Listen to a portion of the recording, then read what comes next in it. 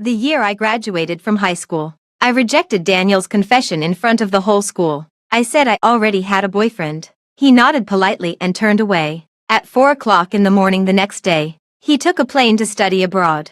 As always, I went to grab a stall to sell breakfast before dawn. 8 years later, holding the last $7,000 I had and carrying my seriously ill daughter, I boarded a train to City A. After looking at the medical records, the doctor shook his head. I'm afraid there's only one doctor in the whole City A who can perform this operation. He's an expert who just returned from abroad. He once performed surgery on a patient with a condition similar to your daughter's. As he spoke, he called out to the man behind me in surprise. Let me introduce you. This is Dr. Daniel. Hello, everyone. Welcome to my channel. Subscribe us to read wonderful novels every day. Now the story begins. At that moment, I was still wondering if it could be just the same name, until I turned around and saw those dark, indifferent eyes outside the mask. This was the first time I had returned to City A in 8 years. The first place I went to after getting out of the station was the most famous hospital for cardiothoracic surgery in City A. The first old acquaintance I met was the person I least wanted to meet again in my life. And the first words Daniel said were to Dr. Mark. He casually glanced at me and then retracted his gaze. His tone was calm and unruffled. I see. You can take this family member to my office and wait first. I need to make my rounds. Obviously, Daniel didn't recognize me. Just now at the hospital entrance, I was walking in a hurry and tripped over a speed bump. At that time, I was only concerned about whether Carlin was injured and didn't notice that a layer of skin and flesh was scraped off my palm and arm. Dr. Mark had a rugged face and a warm heart. While helping me deal with the wounds on my body, he couldn't help but mutter a few words. Even for the sake of the child, we should take care of ourselves first. Right. Look at how thin you are. When the child gets a little older, you won't even be able to carry her. I looked down. The coat I bought 5 years ago was worn and gray, and the collar and cuffs were already frayed. My arm was so thin that there was almost only bone left, and I was filled with an overwhelming sense of weariness and exhaustion. After Carlin was born, I took her around seeking medical treatment, and I hardly ever had a full night's sleep. Some time ago, I met a high school classmate in South City. She was so shocked by my appearance that she said she could hardly recognize me. Okay. I mustered some energy. Thank you, doctor. I'll disinfect the wound for you now. It will hurt a bit, so bear with it. Carlin was lying in my arms, her eyes fixed on Dr. Mark's actions. When she heard the word, pain, she suddenly turned over and hugged my neck. Mommy. She kissed my eyes and said in a babyish voice, kiss. No pain. Every time she got an injection before, I would always cover her eyes and kiss her cheeks to distract her. So in her world, pain could be replaced by kisses. Yeah, after Carlin's kiss, Mommy really doesn't feel the pain anymore. I applied the medicine with the other hand and hugged Carlin even tighter with one hand. Your daughter is so cute. Dr. Mark's voice suddenly softened. The little one's name is Carlin. Right. Such a nice name. She already knows how to feel sorry for her mommy at such a young age. What a good girl. How old is our Carlin this year? Is she about to go to kindergarten? Carlin blinked her eyes and answered seriously. Mommy. Also pain. Carlin is 3 years old. No. Carlin. Go to hospital. Carlin started speaking later than most children, and now she still can't speak very coherently. She likes to say words one by one. Dr. Mark put away the medicine box and reached out to touch Carlin's head. Carlin will get better, and then she can go to kindergarten and play with other children. He turned to comfort me again. Don't worry, my junior brother will be back soon, and we'll talk in detail about Carlin's condition later. Oh, by the way, my junior brother is Daniel. No wonder. He seemed to be quite familiar with Daniel. After Dr. Mark started talking, I couldn't even get a word in. Don't look at him being a few years younger than me.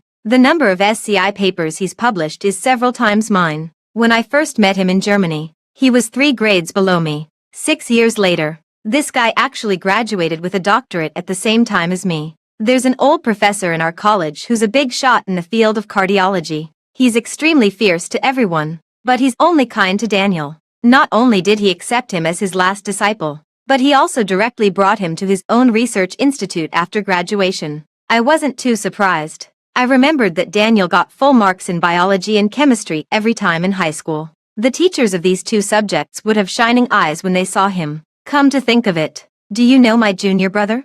Dr. Mark rolled his eyes. Why do I feel that the atmosphere between you two is a bit off? I was taken aback. I don't think so. But Dr. Mark seemed to trust his intuition very much. Did you know Mr. Daniel before? I had to say. Mr. Daniel and I were indeed high school classmates. As I expected, Dr. Mark immediately pulled me to gossip. Did Daniel have a puppy love in high school? I thought for a moment. I haven't heard of it. But I don't really know the details. I knew it. Dr. Mark slapped his thigh. When this guy was in Germany, he said he thought it was too noisy and was too lazy to attend any parties. He was either in the dormitory or in the laboratory every day. On the first day of school, there was just a fashion show on the next street. Someone thought Daniel was a male model who had gone to the wrong place, took a few photos, and asked around. Then he became famous in our school all of a sudden. At that time, everyone was guessing how soon he would be captured. Unexpectedly, not only did he not have a girlfriend in college, but no girl managed to ask him out even after he graduated with a doctorate. He looks like that. You tell me. Sigh. Who would have thought? Right. What a waste of that good-looking face. Daniel did have a face that seemed like he was good at dating. His phoenix eyes were extremely beautiful, with sharp brow bones, long outer corners of the eyes, and long eyelashes. When he lifted his eyelashes to look at people, there was always a bit of casual indifference. He was very much like that kind of scumbag who played with other people's feelings and was even arrogant and impatient. However, I heard that the rules of the powerful Jonas family were very strict. Coupled with Daniel's own normal values and good character, he not only wouldn't mess around, but even, in terms of feelings, he was a bit unexpectedly innocent. At least Daniel was like that 8 years ago. However, this guy is finally about to bloom, Dr. Mark said mysteriously. He suddenly gave up his great future and decided to return to China this year. It's said that it's because of a senior sister in the next group.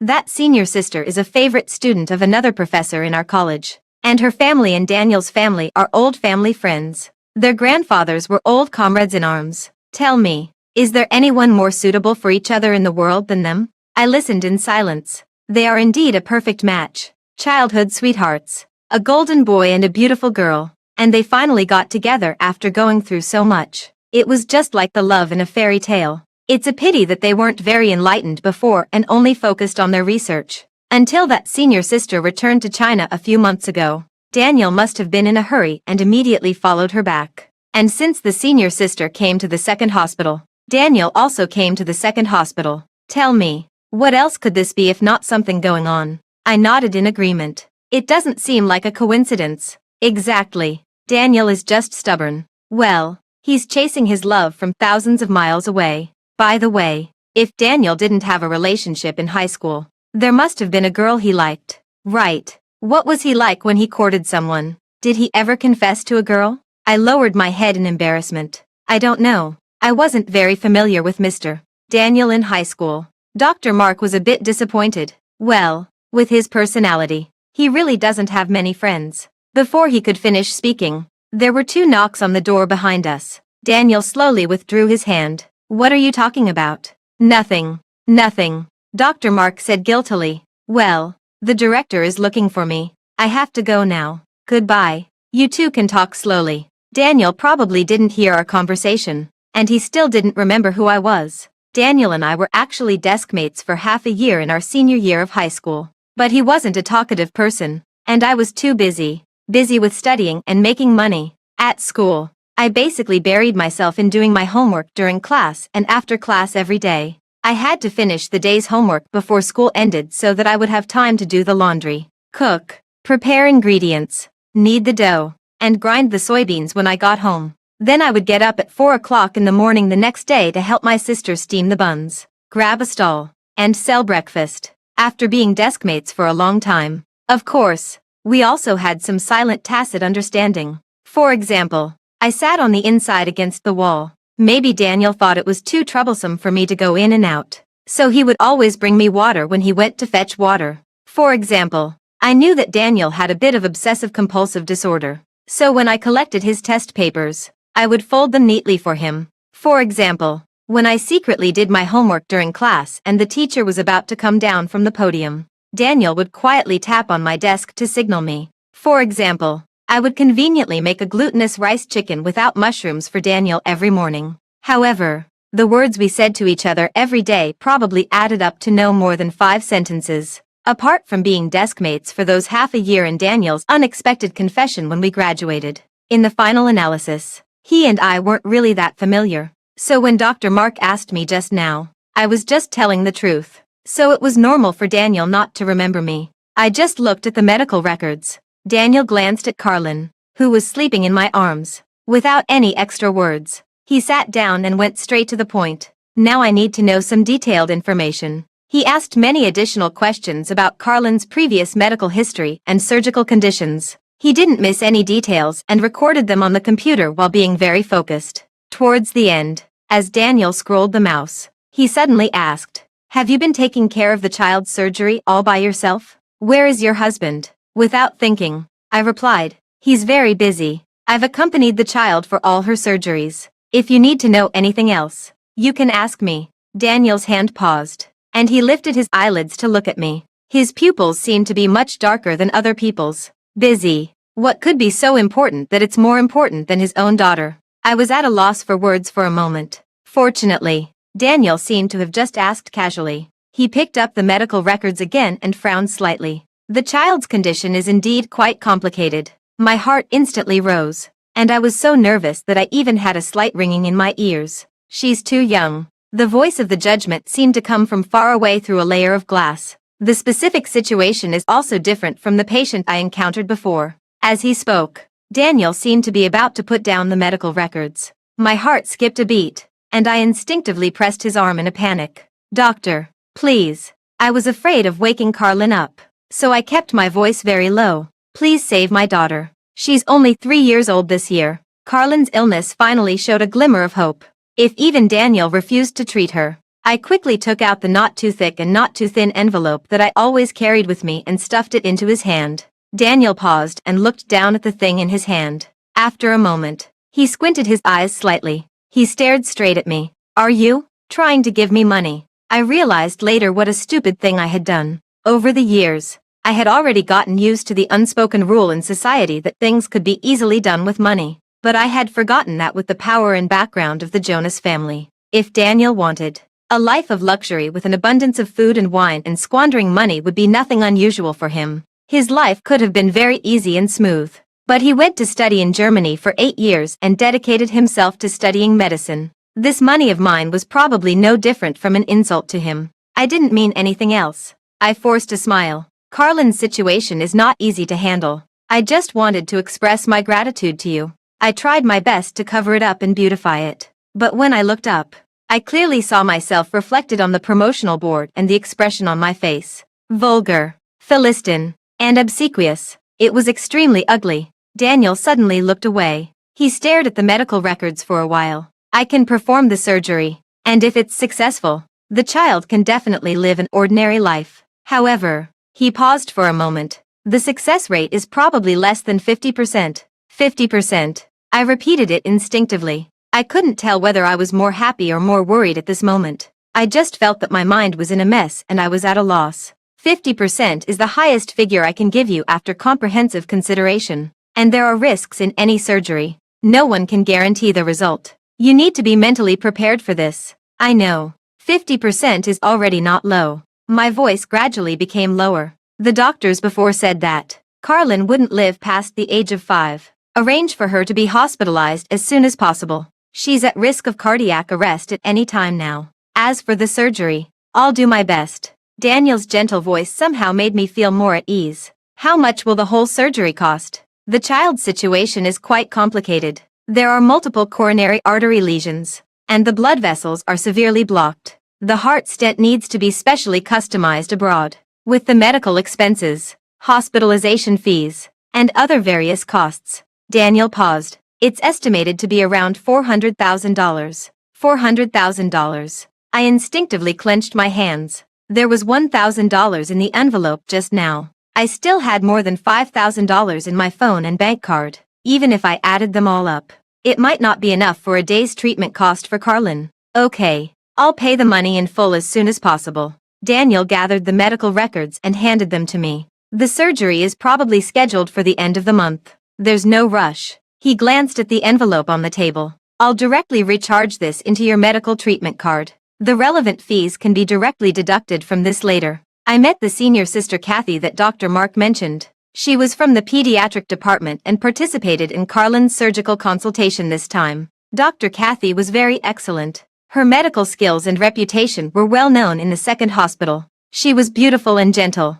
When she talked to Carlin, she always spoke softly with a smile. After Carlin found out that she was going to have another surgery, she was a bit unhappy. Mommy. Carlin tugged at my clothes, leaned into my ear, and whispered, Carlin doesn't want to stay in the hospital. Carlin wants to go home. My nose suddenly began to tingle. Carlin used to be very cooperative. Whether it was taking medicine, getting an injection, or having a surgery, she stared at her little watch every day. When it was time to take medicine, she would run to me, and I never had to coax her. Until last year, she had an attack and had 2 surgeries in a hospital in South City and stayed there for a long time. I took care of Carlin while making money, only sleeping for 3 or 4 hours a day. My dark circles and bloodshot eyes couldn't be hidden. After being discharged from the hospital, Carlin was reluctant to go to the hospital. At first, when I asked her why, she kept her head down and refused to say. Then one day, she finally opened her mouth.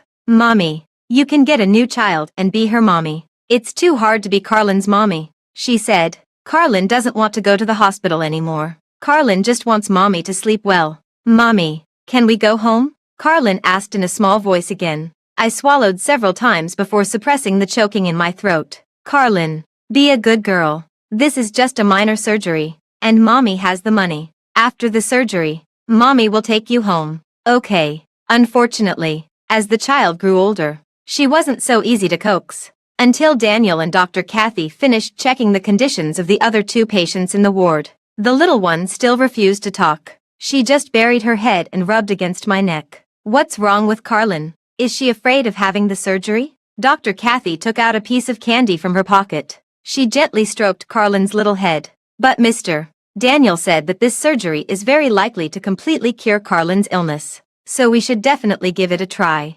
Right. Then our Carlin will be able to go to school healthily like other children in the future. Carlin finally raised her head. Her eyes filled with tears. Carlin doesn't want to go to school. Carlin just wants to be with mommy. Daniel suddenly spoke up. Carlin. He squatted down, his tone gentle and his voice clear. Does Carlin want to stay with mommy all the time and protect mommy when she grows up? Carlin nodded without hesitation and said in a babyish voice. Carlin does. Then Carlin should have the surgery even more and get better soon. Right. Carlin tilted her head and thought for 2 seconds, then nodded, and soon shook her head again. But mommy is very tired. Daniel was quite patient. Mommy is tired because she loves you. Just like you love mommy. Mommy hopes you are healthy and happy. Just like you hope mommy won't be so tired. The difference is that mommy is an adult. Adults have the responsibility and ability to work, make money, and take care of children. And Carlin is still a little child now. The responsibility of a little child is to grow up happily. Only when you grow up can you love mommy well, take care of mommy, and make mommy not be so tired. Right. Carlin was confused by his long speech. Her big eyes blinked. She looked back at me and then at Daniel. Finally, with a bit of hesitation and confusion, she nodded. Dr. Kathy was amused by her half-understanding expression. So cute. Look at her expression. It's so nice to have a daughter. She's so good and sweet. Her eyes curved into crescents. I also want to have a little sweetheart in the future. The 2 people standing side by side were pleasing to the eye and well-matched. Daniel couldn't help but raise the corners of his mouth. I don't know what he was thinking, but there was a hint of softness on his face. Yeah, on the 3rd day after Carlin was admitted to the hospital, she had already won the love of all the doctors and nurses in the department. They liked to tease her every time they came for the rounds. The little girl was shy. As soon as she was teased, she would try to hide in my arms, but she was too embarrassed to turn her back on them. So she would respond seriously in a babyish voice while blushing. She was really adorable. The ward we were in was a 4-person room. The next day, a little boy named Dean moved into the last empty bed. The child had a round face that grandparents would dote on. He wore a lot of things on his chubby neck and hands, either gold or jade. His mother was in her early 30s, dressed in luxury and beautiful. Since she came in, she had been frowning, with a look of disgust. The pointed corners of her eyes glanced at our 3 beds. Dean, don't show your jade pendant. Be careful it gets stolen. The family members accompanying the other 2 patients immediately blushed. Miss, what do you mean by that? Did I say it was you? Are you rushing to admit it because you're guilty? She curled her lips. Also, what do you mean by calling me Miss? Can't you tell I'm married? My husband's surname is Hilbert. Call me Mrs. Hilbert from now on. Got it. After that, she stuffed all of Dean's jewelry back into his collar and walked towards Daniel as if she was very familiar with him. Daniel, your family has a good relationship with our Hilbert family, and you and Evan are good friends. You should have arranged a single room for us. It's too noisy here, and there are all kinds of people. Who knows what they do? She was haughty. If it wasn't for Evan's recommendation, I wouldn't have brought Dean to a hospital where you have to queue for half an hour just to take the elevator. Evan. My fingers froze for a moment. I didn't expect they were from the Hilbert family. Daniel was recording the heart rate of the patient in the next bed and didn't even raise his head. It's my parents who have business dealings with the Hilbert family. Not me. Not to mention you. Even if Evan came, there would be no single room. If you want to pull strings, please transfer to another hospital. If you can't stand it here, you can also choose to transfer to another hospital. Also, if you don't have the ability to keep your valuables safe, I also suggest you transfer to another hospital. Mrs. Hilbert forced a few smiles and finally fell silent. Carlin leaned into my ear and asked in a small voice, Mommy, is she talking about Evan? Yes. But Carlin, would you please pretend not to know Evan in the future? I was just thinking about how to explain it to Carlin. But unexpectedly, she nodded and agreed without asking anything. Since the mother and son in the second bed moved in, the ward became extremely noisy. Many people came to visit them with expensive gifts. Their words always revolved around Dean's powerful father. Dean was very proud and turned to show off to Carlin. Hey, no one came to the hospital to visit you. How pitiful. Carlin didn't understand. With Mommy here, isn't that enough? Seeing that it was like talking to a brick wall, he rolled his eyes and went to seek attention from the other 2 children in the ward. It was only when Daniel warned them with a cold face that if they disturbed the other patients' rest again, they would all pack up and leave that the number of visitors gradually decreased. In the afternoon, Mrs. Hilbert personally went to pick up a little boy who had just finished school and brought him to the hospital. The boy was very good-looking, tall with a small face. His eyebrows and eyes had a sharp and delicate look, which was just the opposite of Dean's round face and blunt features. But Mrs. Hilbert said this was also her son. Hello, uncles and aunts.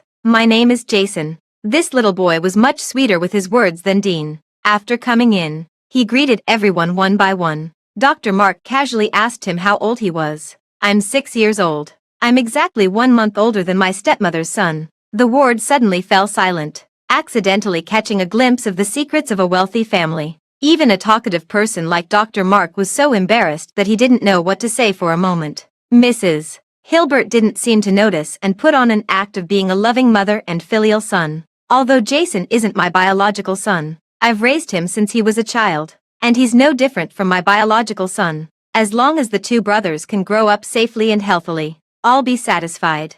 Jason still had an innocent look on his face. Yes, ever since my little brother got sick in the heart, my stepmother has been even nicer to me. She not only allows me to eat at the table, takes me out every day, but also often invites doctors to our home to give me medical checkups. Since my stepmother is so good to me, my little brother is naturally like my real brother. Sigh. If I accidentally die one day, it would be great if I could donate my heart to my little brother. Mrs. Hilbert's smile froze on her face. Dr. Mark's face also changed immediately. Madam, he said seriously, regarding this matter, our hospital will file a record with the police later. If anything unexpected happens to your stepson in the future, you will become the prime suspect. He's talking nonsense. Don't believe him. Mrs. Hilbert was furious and pointed at Jason's nose. When did I not let you eat at the table? It's you who are always fooling around outside and not coming home every day. No wonder you've been pretending to be well-behaved these past few months.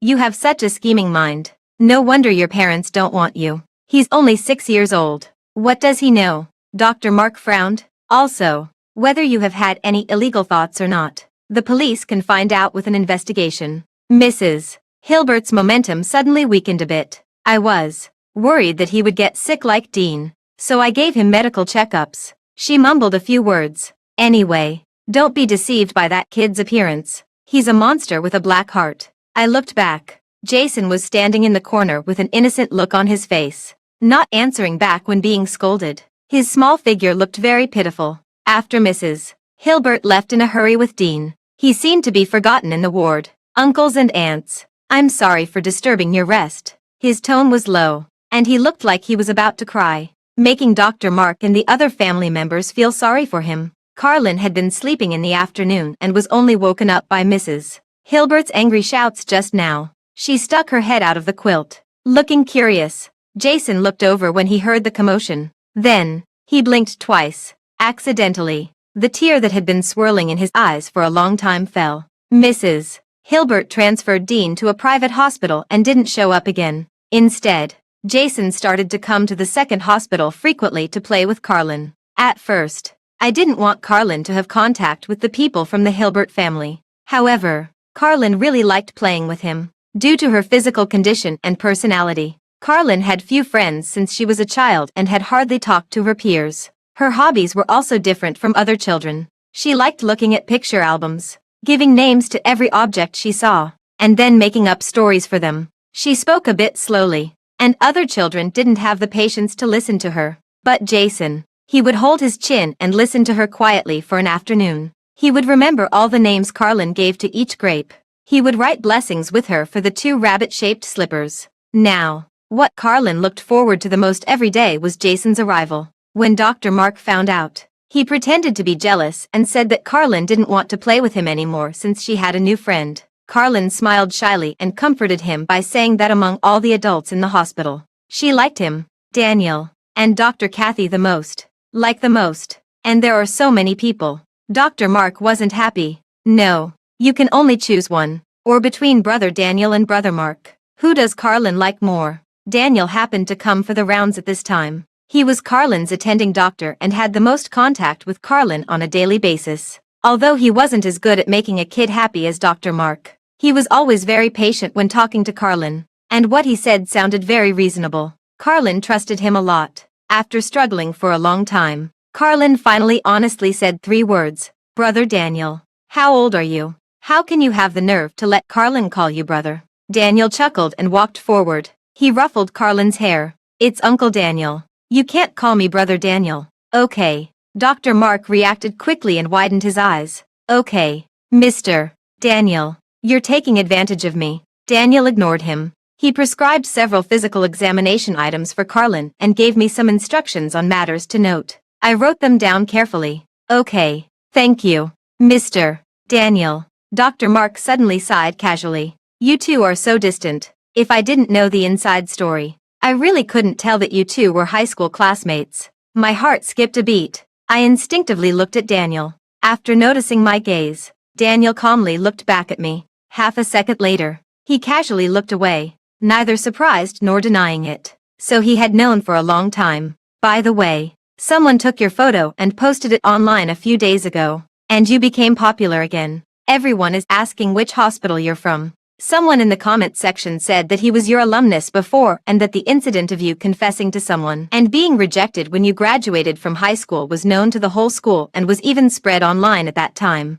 Is what he said true or false? Who was that girl? Why can't I find anything about it online? Dr. Mark scratched his head. Carlin's mommy. Have you heard of this? Do you have too little work? Senior brother. Daniel casually tugged at the corner of his mouth. Why don't I ask the director to arrange a few more night shifts for you? No. Dr. Mark shook his head like a rattle. I'm going to continue with the rounds. Goodbye. He was really quick to run away after causing trouble. The atmosphere fell silent. Daniel waited for a while. If there's nothing else, I'll go first. I have another surgery later. Also, Carlin's surgery is next week. A comprehensive examination and evaluation will be conducted again before the surgery. This surgery has a relatively high risk. It's best to call Carlin's biological father here as well. I don't know if it was because of the mention of the past, but Daniel's voice was tinged with a hint of coldness. The child has been in the hospital for so long, and he hasn't shown up even once. What kind of father is he? How can such an irresponsible man take care of the child and the family? His tone was quite severe, and his words were not very polite. After he left, Carlin asked me in a small voice what was wrong with Uncle Daniel. I gently pinched her face. Uncle Daniel probably remembered some bad memories. Bad memories related to me. In that summer 8 years ago, in the empty room behind the auditorium of No. 9 Middle School, the 18-year-old Daniel once held his sincere heart in front of me. At that time, his eyes were bright. He handed me his college entrance examination results that had just come out the day before and his college application form together and asked me which city I was going to. His ears were slightly red, and he said that if possible, he wanted to be with me. He would go wherever I went. Just like that, he easily and directly handed his future into my hands and asked if I was willing. What did I answer at that time? Oh, right, I said. Sorry, my boyfriend wouldn't like it. In that instant, all of Daniel's expressions froze on his face. He was stunned for a long time and asked me when it happened. It was the first time I saw him with such an expression, cautious, with a hint of grievance. Last night, I averted my gaze. Daniel's eyes turned red, and almost instinctively, he asked me if I could have been a little earlier. He paused several times in just half a sentence. That should have been the most undignified entanglement in his life. It's impossible. I interrupted him coldly. I'm not sure if you've misunderstood something, but I don't want to go to the same city as you, and there's no possibility between us. I said, whether in the past or now, with or without a boyfriend, I will never be with you. There were many ways to refuse, but I chose the most hurtful one. To make matters worse, neither of us noticed the microphone that someone had casually placed on the table. Our conversation was clearly spread to every corner of the campus. In just half an hour,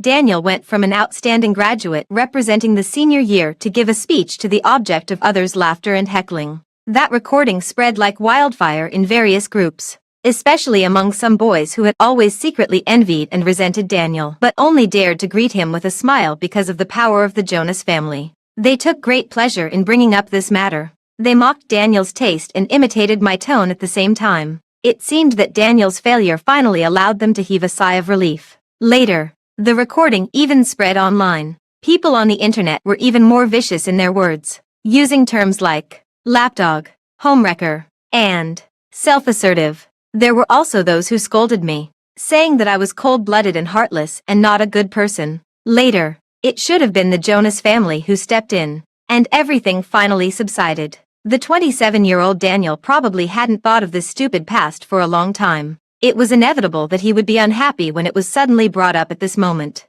As for me, I don't regret rejecting Daniel back then. I just always felt a bit sorry. Sorry that it was me standing there at that time. Sorry for wasting such a rare, sincere heart. However, fortunately, Daniel hasn't lost the ability to love. I remembered that I accidentally saw Dr. Kathy on the phone with a wedding planner during the lunch break just now. When she saw me, she generously invited Carlin and me to attend her wedding. We've known each other for many years, but we haven't been together due to various reasons. I could see that she was very happy, with gentle and determined eyes and eyebrows. After understanding each other's feelings this year, we don't want to waste any more time. We decided to get the marriage certificate directly. That's great. Lovers finally get married. Congratulations. I smiled and gave my blessings. After feeding Carlin dinner, I took my computer and found an empty stairwell. I repeatedly opened the balance of my bank card, $29.25.67. I opened the contact list again and scrolled through it from top to bottom, back and forth. I scrolled blankly over and over again. I remembered that 8 years ago, on the day I checked my scores, I was very happy. My grades were 20 points higher than I had estimated. I wandered around the streets with the last $100 in my pocket for a whole day. In the end, I bought 3 hamburgers, each costing $14. However, when I got home, I found the door wide open, and the inside was in a mess. Everything was smashed to pieces, and not even a single intact tile was left. That day, I held the cold hamburgers and the $58 banknotes. I sat in a daze for 3 hours in the stairwell in front of my house, just like at this moment. Later, starting from my freshman year of college, I kept working part-time to make money. Besides going to class, I was either working part-time or on the way to work part-time every day. The money I earned, except for my living expenses, was all sent back to my sister. When I was a senior in college, I opened an online store. I studied computer science both in college and during my postgraduate studies. As long as I could make money, I would take on any job, such as writing programs, cleaning computers, and installing software, in order to take care of Carlin. I haven't had a regular job since I graduated. My online store barely covers the daily life and medical expenses of Carlin and me. Until last year, Carlin suddenly had a recurrence of her illness. Just a few days in the ICU had already drained all my savings. Carlin was still in the emergency room, waiting for the surgery. That night, I borrowed money from everyone in my contact list, including classmates I had only spoken to a few words with, customers I was more familiar with, and even my biological mother who had abandoned me. I borrowed $60,000 and also borrowed $150,000 from Evan. In total, it was $210,000, and it took me a whole year to pay it off. And this time, it would cost $400,000. My phone suddenly rang. It was a strange number from South City. I hung up and blocked it without hesitation.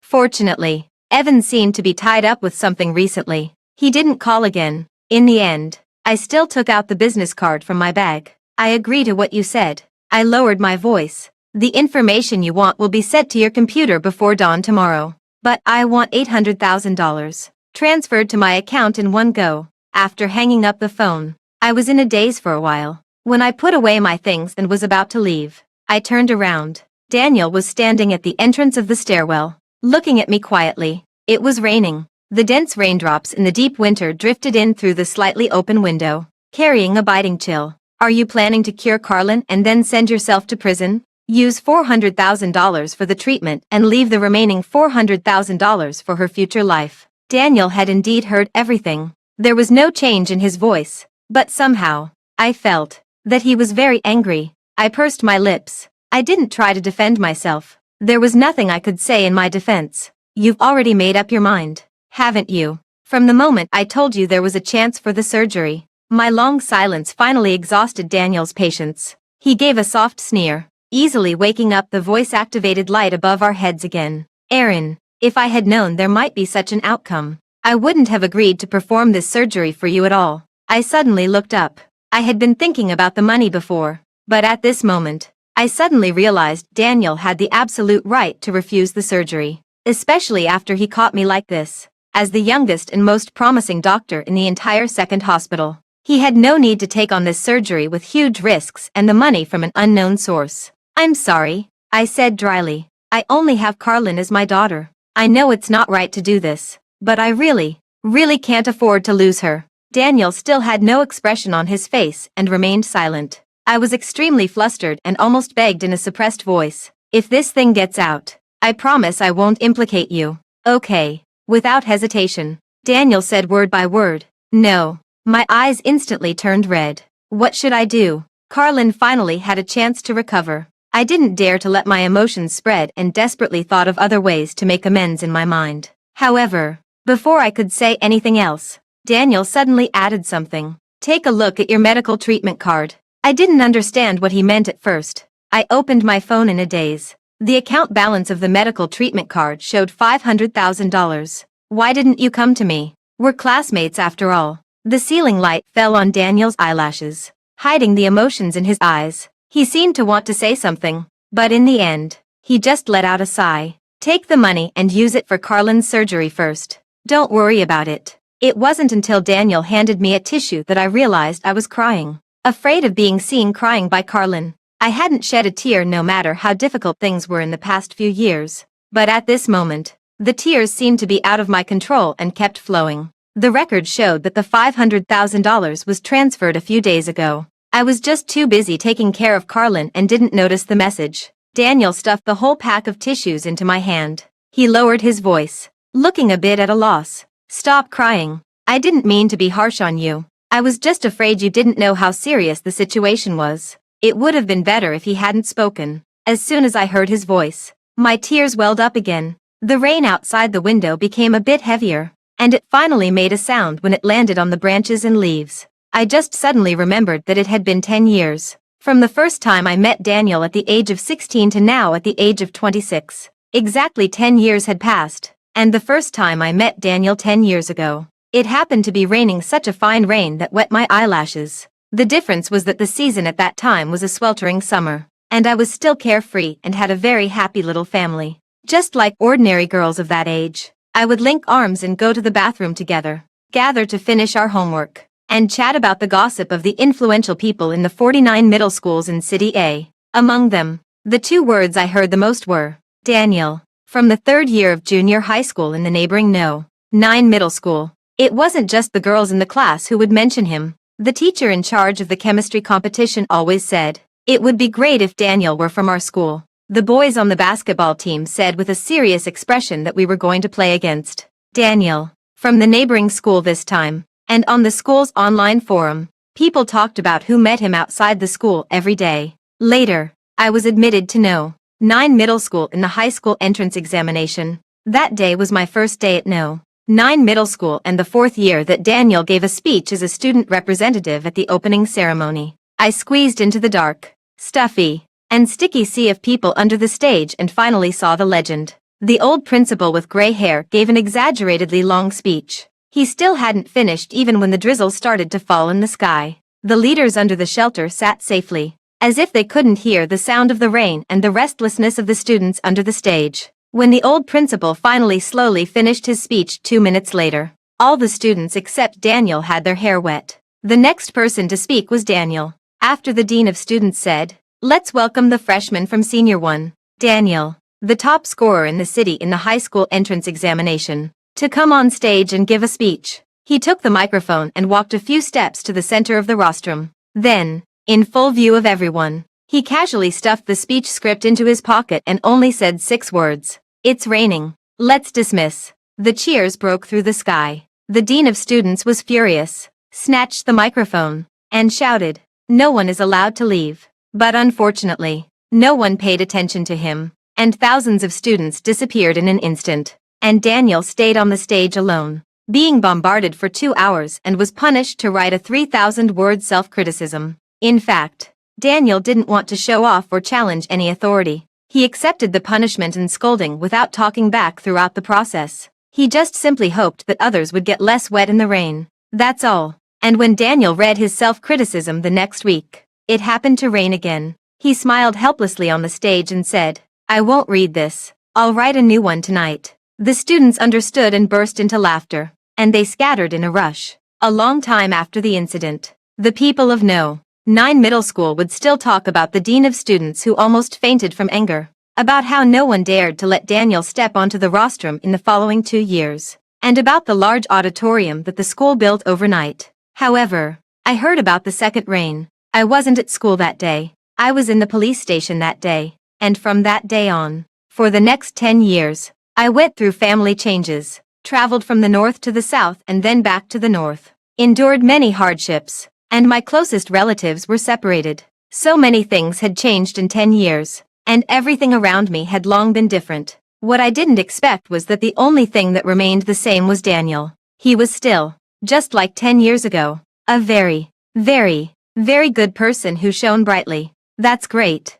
And fortunately, such a good person didn't end up with me back then. "Thank you, Daniel." After a long while, I said in a low voice. I didn't act hypocritically and decline. "I really needed this money. You don't have to be so polite. We're classmates." Daniel took the business card from my hand. "However, I'll take this." "Okay." I took out a pen and paper from my backpack and insisted on writing an IOU for Daniel. He couldn't help laughing after taking a look at it. "Aaron, I'm not here to be a loan shark. Also, I'm not in a hurry for the money. You still have to raise a child, so you don't have to pay me back so soon." He took the pen, directly added a 0 after the 2 years written on it, and then crossed out the interest. "No, you've already helped me a lot. I should pay you back as soon as I have the money." I thought for a while. "Consider the interest as the wedding gift for you and Dr. Kathy. Also, thank you for taking care of Carlin during this time." "What?" Daniel seemed to suddenly doubt his hearing.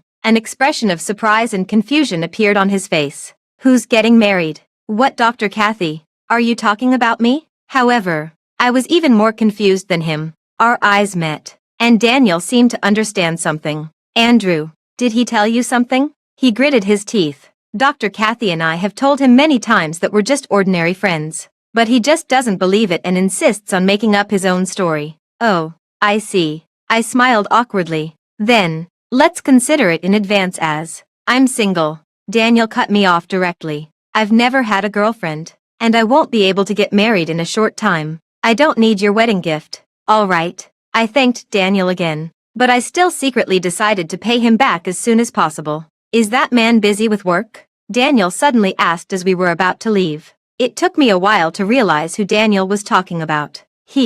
Yes. He's usually quite busy with work. Daniel nodded, deep in thought. I know Carlin's medical history and the situation of her surgery. I've estimated that, except for this time, the cost of her previous heart disease treatment should be between $500,000 and $600,000. According to the plan you just set for yourself to pay back $400,000 in 2 years, plus the living expenses. Your previous income should have just about covered all your expenses. Excuse me, what about him? Daniel's eyes were very dark, like thick ink that couldn't be spread out. Doesn't that man give you any of the money he earns? He not only can't come to the surgery but also doesn't want to pay for Carlin's surgery. I don't mean to interfere in your life, but such a father figure and the form of parenting where one parent is absent are really not good for the child's growth. He paused. Or, there's another possibility. He looked at me steadily. Are you actually divorced from him? I was taken aback when Jason stuffed a bank card into my hand.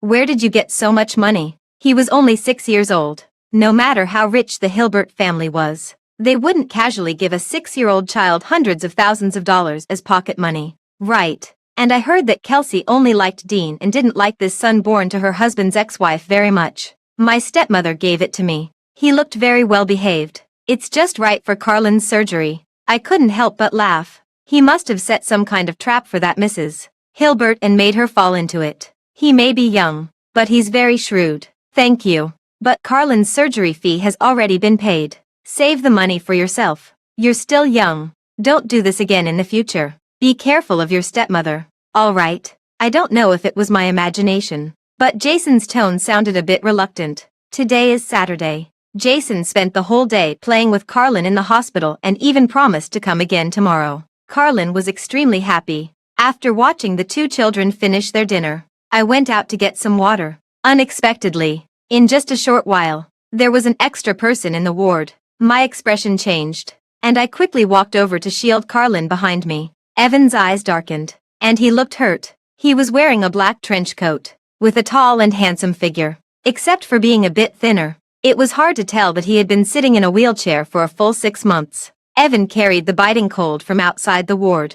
There was a hint of loneliness and exhaustion in his almond-shaped eyes. I just got off the plane and haven't eaten for a whole day. Erin, would you accompany me to have a meal? I remained unmoved. If it wasn't for the fact that 2 months ago, I heard with my own ears the attending doctor introduced by Evan telling him that Carlin's situation wasn't good. He casually said, if she dies, then she dies. At least she won't keep thinking about it. I might still be deceived by his disguise. Uncle. Jason's gaze shifted between me and Evan. His little face wrinkled more and more tightly. You and Aunt Erin. Before Evan could say anything, Daniel's voice suddenly came from the door. Evan. His eyebrows rose slightly. When did you get back to City A? Why didn't you tell me? He walked over and patted the shoulder of his childhood friend whom he hadn't seen for years, with a sincere smile. Did you send your nephew here to play with Carlin? Evan didn't answer, only calmly saying, I can take him back later. Since you sent him here, of course you'll take him back. Daniel was a bit confused. He still didn't suspect any other reasons for Evan's appearance here. What's wrong with your shoulder? His gaze was sharp. I encountered a medical disturbance more than half a year ago and got injured a bit, but it's almost healed. Carlin seemed to remember the situation that day. She shrank behind me in fear and tugged at the corner of my clothes. Daniel asked a few detailed questions. You need to pay attention to your left shoulder. After all, the nerve was injured. Evan smiled and said, I know. By the way, do you remember Erin? Daniel took 2 steps forward and stood beside me. You probably haven't seen her for many years. Right. Evan's gaze landed between me and Daniel, and his face visibly turned cold. Of course I remember. He interrupted Daniel. I don't need you to remind me. Please also find your own place. After all, she is my wife. Someone once posted a thread in No. 9 Middle School. The content was about who people liked more between Daniel and Evan. In the end, Evan won by a margin of 1 vote. In the comments section, everyone said that although Daniel was good, He was like a flower on a high mountain, making people feel that he was difficult to approach, unlike Evan, who always had a smile on his lips, making people feel warm and comfortable. I used to think the same way until these past few months, when I gradually realized the paranoia and madness hidden in his bones. Not to mention me, Daniel and Evan have known each other for 20 years. They can be said to have grown up together. But apparently, over all these years, he has never seen Evan like this either. You can tell from Daniel's expression at this moment. His expression froze bit by bit, becoming unfamiliar, as if he was meeting Evan for the first time. After a few seconds, he laughed with a hint of absurdity. Evan, do you know what you're saying? Evan didn't answer the question directly. Do you want to see the marriage certificate? He briskly lit up the screen, and there was our wedding photo on it. Daniel froze in place. He probably never expected that the man he had been mentioning before would be his best friend. After a long time, Daniel twitched the corner of his mouth. But it seems that your wife and daughter don't welcome you very much. Carlin didn't know what was going on, but she could sense that the atmosphere was wrong. She was now huddled on the hospital bed behind us, tightly clutching the corners of my and Daniel's clothes with both hands. I'm sorry to make you laugh. I've been too busy recently and didn't have much time to accompany them. Aaron and Carlin have been throwing tantrums at me recently. Evan walked over. Right, Aaron. I took a step back. All right, Carlin needs to rest. You should go back now. I held Carlin's hand tightly. I didn't expose Evan's lies. Also because I didn't want to quarrel with him in front of Carlin. Evan paused. Okay then, you and Carlin have a good rest. I'll come to see you tomorrow. Although Evan said that, he didn't look at Carlin even once from beginning to end. He is a person with a strong sense of purpose. Before, in order to make me think that he was a good father, he doted on Carlin as if she were his own daughter, even protecting her in his arms during the medical disturbance. But ever since I discovered his true face, he has been too lazy to pretend. At most, he would perfunctorily show some concern verbally, because he knew that I wouldn't believe him anymore. Children have a strong sense of perception. At first, Carlin would always ask why Evan was ignoring her. Later, she probably sensed that Evan didn't like her, so she stopped asking. Carlin's bed was on the side near the door. I walked a few steps towards the door and could vaguely hear the conversation outside. I'm sorry just now. Evan had probably calmed down, and his tone returned to that perfectly designed, harmless look. I've encountered some problems in the company recently, and Aaron has been throwing a tantrum at me. I didn't control my emotions well. There was a moment of silence outside. When did it happen? Don't tell me you've liked Aaron since high school. His tone was meaningful. Evan, I suddenly realized that I seem to have never really understood you. I have indeed liked Aaron for a long time. Evan sounded very candid. But at that time, you also liked her. I didn't want to compete with you. After all, you are my brother.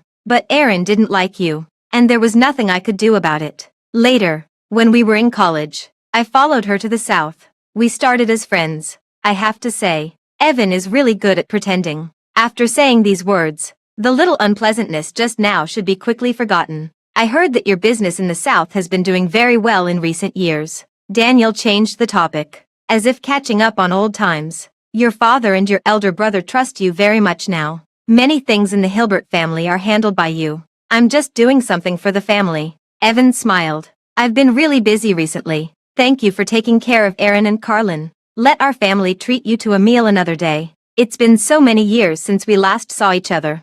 Busy. Daniel suddenly interrupted him. Business worth hundreds of millions of dollars. So busy that you can't even take care of your wife and child who are in the hospital even once. Did you give the money you earned to Aaron and Carlin? If not, what the hell have you been busy with all day long? I was stunned. This was the first time I heard Daniel swear. Was he standing up for me? Also, is it really her throwing a tantrum? Or do you know very well that you've wronged her and that's why she wants to divorce you? After hearing the word divorce, Evan's tone turned cold. Did Aaron tell you that? Is it that hard to guess? He said word by word. If you hadn't wronged her, would she resist you like this? If you had treated her well, would she be this thin? Since you're with her, why don't you cherish her? I was surprised by the emotion in Daniel's words. However, things between me and Evan weren't as he thought. This is a matter between me and Aaron. Evan's tone was chilling. We will handle it well. There's no need for an outsider like you to worry about it.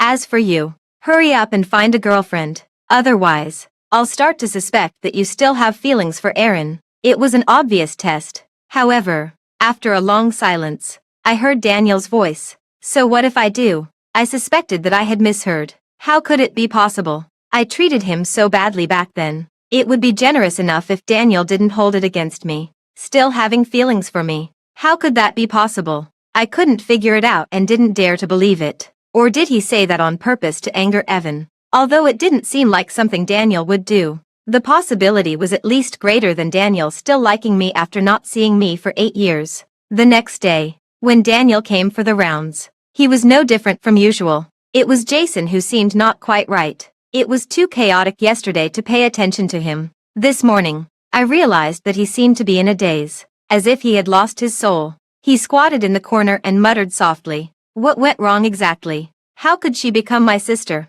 Are you playing tricks on me? God." His voice was too low, and I didn't quite understand what he was saying, but he looked very devastated.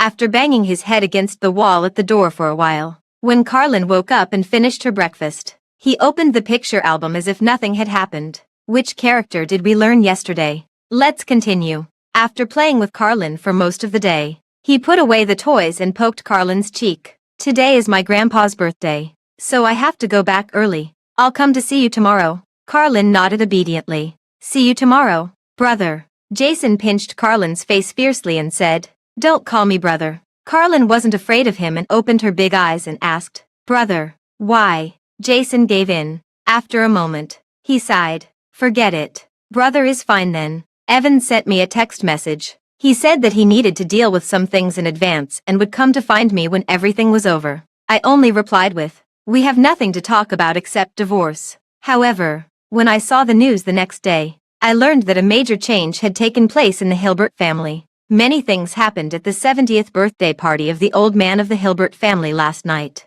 For example, Dean was exposed as not being Kelsey's biological son. Mrs. Hilbert was found to have secretly given Kelsey sterilization drugs. Dean had a heart attack on the spot out of fear and didn't survive the rescue. And all of Kelsey's properties were taken over by Evan. The inside story of the last thing was unknown to outsiders. It was only heard that Kelsey went crazy on the spot, trying to strangle Evan's neck and kept scolding him for being ambitious and ungrateful. The old man of the Hilbert family was very romantic in his early years. He married 6 wives and had more than a dozen children. Among them, Kelsey and his mother were the most favored and doted on, and the one with the lowest status, whose biological mother died early and had no one to rely on, was only Evan. Therefore, Kelsey didn't take Evan seriously at all. He regarded Evan as a useful pawn and had been using him to get rid of other siblings one by one over the years and take control of the Hilbert family. Unexpectedly, he was bitten back in the end and lost everything. Since then, the Hilbert family has completely fallen into Evan's hands. This incident caused quite a stir in the elite circle of Beijing. Compared with others, I should be the least surprised one. I was just a bit worried about Jason. When I asked him, he said pitifully, "Auntie, my winter vacation is about to start. Can I spend the New Year's Day with you and Carlin? The Hilbert family is so scary now. Everyone is silent, and no one pays attention to me. They won't even give me food. My dad even smashed the house last night and said he wanted to kick me out." Daniel couldn't stand it anymore and glanced at him. "That's enough. Kelsey's matter didn't affect you at all. Moreover, he can't have children anymore, and you are his only blood relative. Your grandmother wouldn't kick you out even if she kicked him out." Jason was so angry that he glared at Daniel. I couldn't help but laugh. "You can come to see Carlin whenever you want. However, you'd better call me Aunt Erin." Jason immediately said obediently, "Thank you, Aunt Erin." After Daniel read Carlin's latest examination report, he instructed, "If Evan comes to the hospital to find you next time, tell him to come to the blood bank. The blood inventory is not enough now. The relatives of the patient need to donate blood for mutual assistance before the surgery. Ask him to come and donate a few bags of blood for reserve. Draw my blood. I'll do it." Daniel didn't hesitate. "No, you're too thin." He tugged at the corner of his mouth coldly. He has been making a lot of big moves in the Hilbert family recently. He must be in good spirits and health. He can donate more blood. Otherwise, it's too easy for him to be this so-called father. I hesitated for a while. Actually, Evan isn't Carlin's biological father. Suddenly, 2 pairs of eyes looked at me simultaneously. Jason opened his mouth wide. "So, Carlin isn't my sister." Daniel's eyes were deep. Then who is Carlin's biological father? Is it that boyfriend you had when you graduated from high school? Where is he now? My scalp tingled. I finally understood what it means that one lie requires countless lies to cover it up. Yes, he passed away 3 years ago. Jason seemed to have held it in for a long time and couldn't help but laughed. Daniel kicked him and coughed softly with his fist to his mouth. Sorry for your loss. It's okay. It's been a long time since it happened. What about you and Evan? When did you get married? A little over half a year ago. Okay, he responded.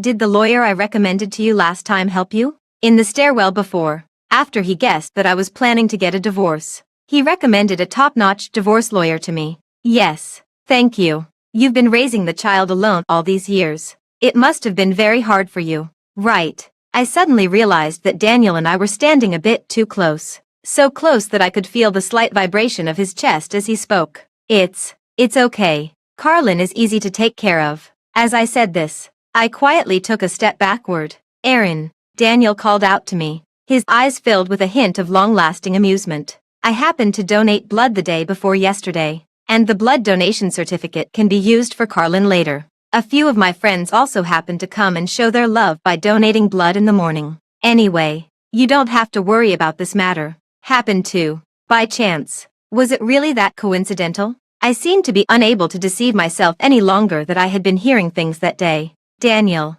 are you? I pursed my lips, struggling for a long time not knowing how to start. Daniel seemed to guess what I wanted to ask. This matter has nothing to do with anything else. I really like Carlin and just want to do something for her. Let's talk about the rest after Carlin's surgery. Carlin's surgery was scheduled for Thursday. As the date approached, I suffered from insomnia every night. Every time I closed my eyes, the 8 words about Dean in the news, cardiac arrest, ineffective rescue, would come to mind. Life was more fragile and unpredictable than I had imagined. Carlin had a good chance of recovering from this surgery, but it also carried a great deal of risk. Jason skipped classes for several consecutive days and came to play with Carlin every day. He seemed no different from usual. The only difference was that he became even more attached to Carlin. When Carlin had an examination, he would squat at the door and wait. When Carlin was sleeping, he would lie down at the foot of the bed and take a short rest. When Carlin wandered around the ward,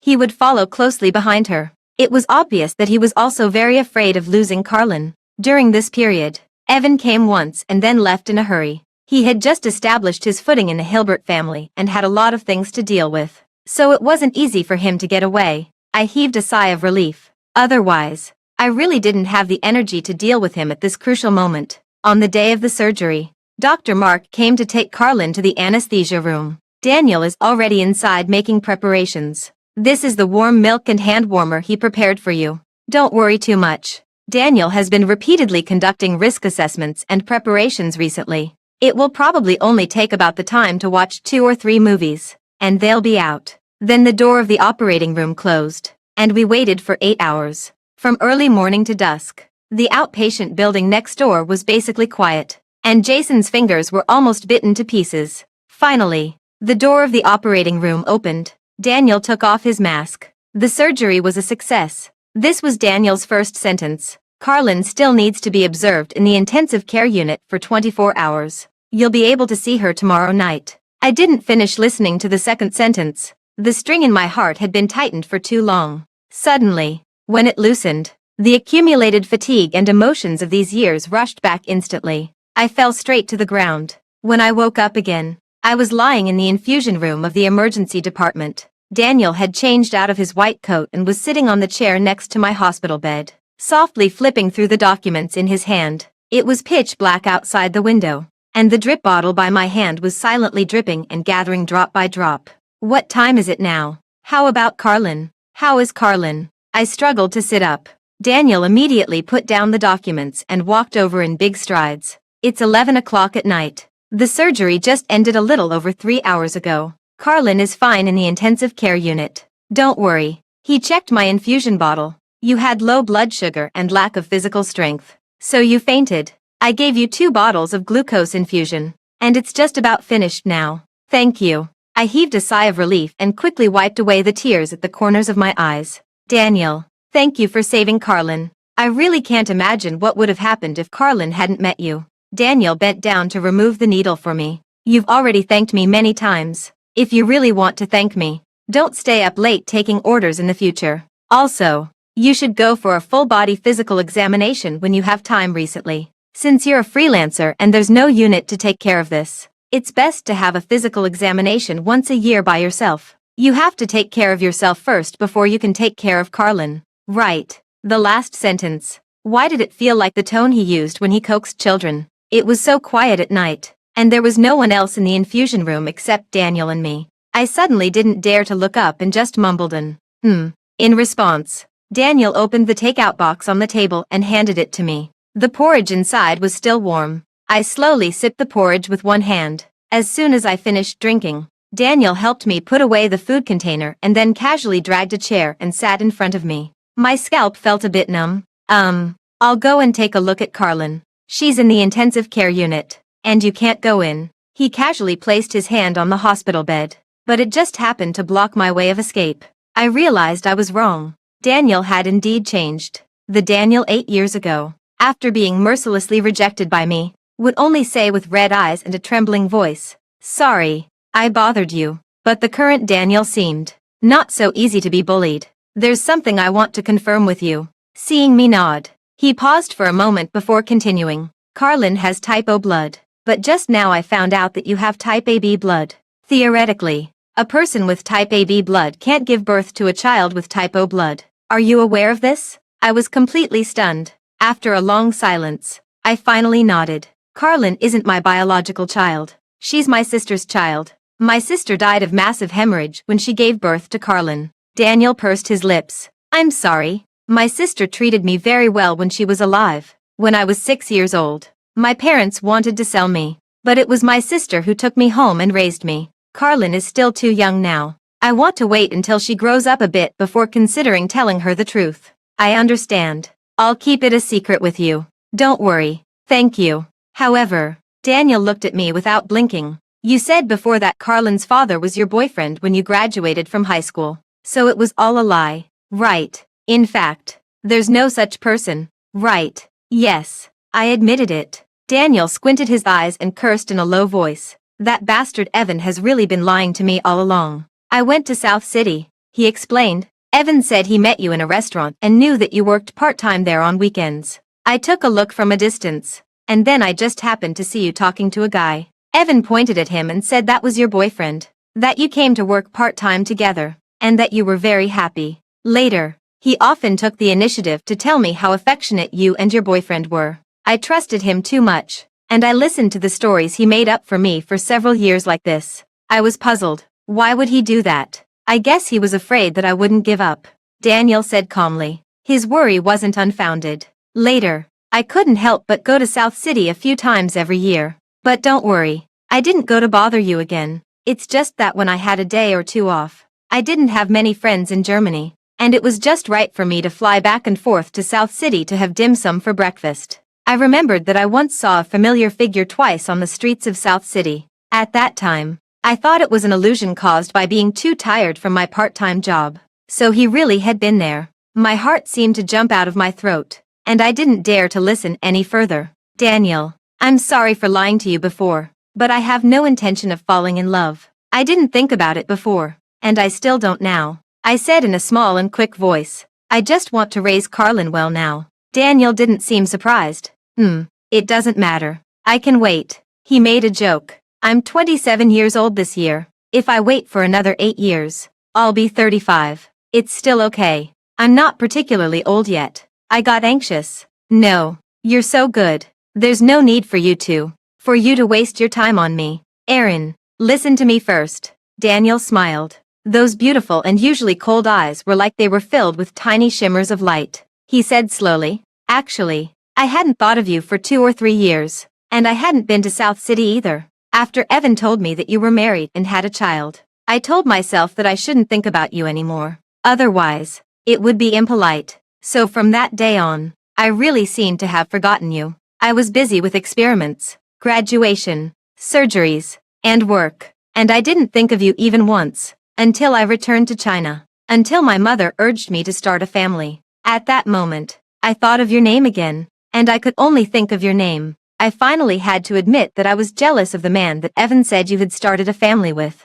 Just thinking that he could make you breakfast every morning, pick you up from work every night, and then hold your hand and go for a walk. I was almost driven crazy by jealousy. So Aaron, whether it's getting involved this time or waiting for another 8 or 18 years, I'm just afraid and can't imagine that if there's even the slightest possibility of spending the rest of my life with you. But I miss it. How regretful my whole life would be. Carlin recovered well after the surgery. She could be discharged from the hospital 2 weeks after leaving the intensive care unit. However, she still needs to come to the hospital for regular re-examinations within the next 3 years. I decided to rent a house in Cydia first. This would make it convenient for me to cook and make soup to help Carlin recover her health. And it would also be convenient for Carlin's future re-examinations. There was another reason. After my supervisor learned that I was in City A, she wrote a letter of recommendation for me and asked me to try applying to the technology company of her friend. After thinking for a moment, I made my decision. After all, Carlin needed to start considering going to school, and I wanted to earn more money to give her a stable life. After transferring my online store, I started looking for a house. When Dr. Mark found out, he was very enthusiastic and introduced me to an apartment that his friend was renting out. The house was well decorated. The environment of the community was very good, and its location was just very close to both the hospital and the technology company. There was also a very good private kindergarten nearby. After looking at the house, I directly paid half a year's rent, which also cost half of the money I got from transferring the online store. And this was the case when Dr. Mark's friend set the rent at a friendly price that was much lower than the market price. Actually, it wasn't that I couldn't find a low-rent house or a shared apartment. My sister and I had a tough time when we were young, and I didn't want Carlin to live that kind of life anymore. Jason started his winter vacation a few days ago. I guess this little kid has too little winter vacation homework, because he actually started worrying about adult matters. And Aaron, my uncle really isn't a good person. He looked worried. I just found out yesterday that it was my uncle who taught my stepmother to give my dad the sterilization drug. Now my stepmother has been locked up in a mental hospital by him, and there's nothing any of us in the family can do about it. And Aaron, you should remarry with Carlin quickly. Otherwise, a ruthless person like him might do something to you in the future. As he spoke, he pointed at Daniel, who was doing the rounds. I think Mr. Daniel is really nice. He's a good person, and the way he looks at you is definitely. I quickly covered his mouth, but obviously, it was too late. Daniel heard it. He paused and gave me a meaningful look. After Daniel left, Jason seemed to be deep in thought. No wonder recently, every time Mr. Daniel shows up. And Aaron, you're especially busy, either typing on the computer or cutting fruit platters for us. It seems that something has already happened. Just now. Mr. Daniel looked so aggrieved. I originally thought that children didn't understand anything. But Jason was really too smart. I had to tell him, I'm going through the divorce process with your uncle. We will handle adult matters well. Don't worry. I won't let anyone hurt Carlin. Jason nodded obediently. I understand. Carlin, who had been lying by the window, suddenly turned around and said happily, Mommy, brother, look, is it snowing? Carlin just celebrated her birthday yesterday. She was 4 years old. Finally, she could go to school and play like ordinary children. Daniel, Dr. Mark, Dr. Kathy, and the doctors and nurses on duty in the inpatient department all came to celebrate Carlin's birthday yesterday. I bought a very big cake and also ordered a silk banner and flowers to give to them. Thanks to them, Carlin was able to be reborn. Carlin wants to touch it. Carlin looked at the downstairs with longing. Brother said that snow is soft. Not yet, dear. Jason folded a paper rabbit to coax her. When you're discharged from the hospital next week, I'll take you to build a snowman. Carlin was discharged from the hospital on the little New Year's Day. The snow in City A was already deep enough to cover the ankles. Carlin was born in the South and had never seen snow before, so she was so happy that she ran around. Jason played with her downstairs for a long time before they went upstairs. I made dumplings. I specially made each one very small and shaped them like rabbits. Carlin happily ate them one by one. At 9 o'clock in the evening, the driver of the Hilbert family came to pick Jason up. Carlin, who was exhausted after playing all day, fell asleep without listening to the bedtime story. I took a breath and was just about to take a shower when my phone and the doorbell rang at the same time. As soon as I opened the door, Evan stood outside looking tired. Aaron, I'm sorry. I've been too busy recently and didn't have time to pick you up. I closed the door behind me and stood in the corridor at the door with Evan, facing each other in silence. If you still don't plan to agree to the divorce, we'll have to go to court as scheduled after the New Year's Day. Evan sighed. Aaron, is there really nothing else we can talk about? Actually, I don't understand why things have become like this now either. A year ago, Evan and I were still good friends. At that time, only Evan and I from our high school class were admitted to South City, and we were even in the same school and major. So we gradually got in touch with each other. At first, he came to ask me some things about being a freshman. Later, he asked me about professional courses or asked me to do him some small favors. But it wasn't frequent and couldn't be considered disturbing. He always appeared at the right time and with great propriety. We were both very busy during our 4 years in college. It wasn't until we were about to graduate that we had our first meal together. Because I heard that he was going back to City A, I wanted to thank him for introducing many part-time jobs to me during college. But at the dinner table, he told me melancholically that he couldn't go back. His eldest brother was on guard against him and didn't want him to return to City A. Later, he worked in the Hilbert family, and I continued my postgraduate studies. We both got busy again. However, we would occasionally have 1 or 2 meals together each year and chat about our recent situations. Our relationship wasn't particularly close, but I had very few friends. Over the years, Evan had become one of the few friends I knew well and trusted. In addition, when Carlin was born during my second year of postgraduate studies, I was in a complete mess. Evan helped me a great deal. So later, that is, last year, when Evan asked me if I could have a fake marriage with him to deal with his family, I hesitated for a moment and then agreed.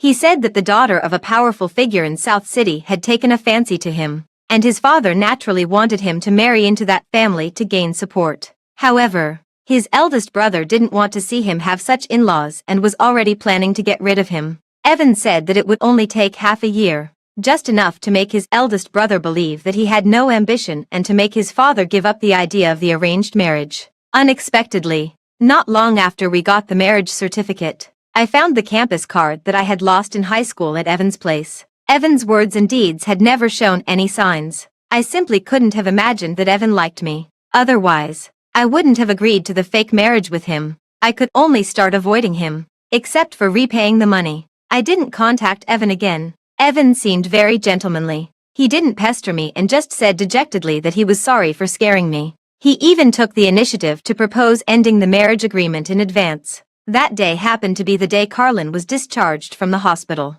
Evan said he would come to visit Carlin, and then he would go to get the divorce certificate after she was discharged. However, just halfway through Carlin's examination before being discharged from the hospital, my online store was suddenly reported for illegal operation and I had to deal with it immediately. In desperation, I had to entrust Evan to help me take Carlin to finish the remaining examination. Evan agreed and said that since there wasn't enough time, he could drive Carlin directly to the Civil Affairs Bureau to meet me. But I waited at the Civil Affairs Bureau for a long time that day, and in the end, I only received calls from the hospital and the police. They said that someone had attacked with a knife in the hospital in the afternoon. In order to protect Carlin in his arms, Evan had been stabbed 3 times from behind. 2 stabs were in the left shoulder, and 1 was in the back. Evan was rescued in the ICU for 3 days. Every day outside the ward, I was overwhelmed by guilt. When the doctor said that the stab in the back had injured the spinal nerve and that his legs might never be able to stand again,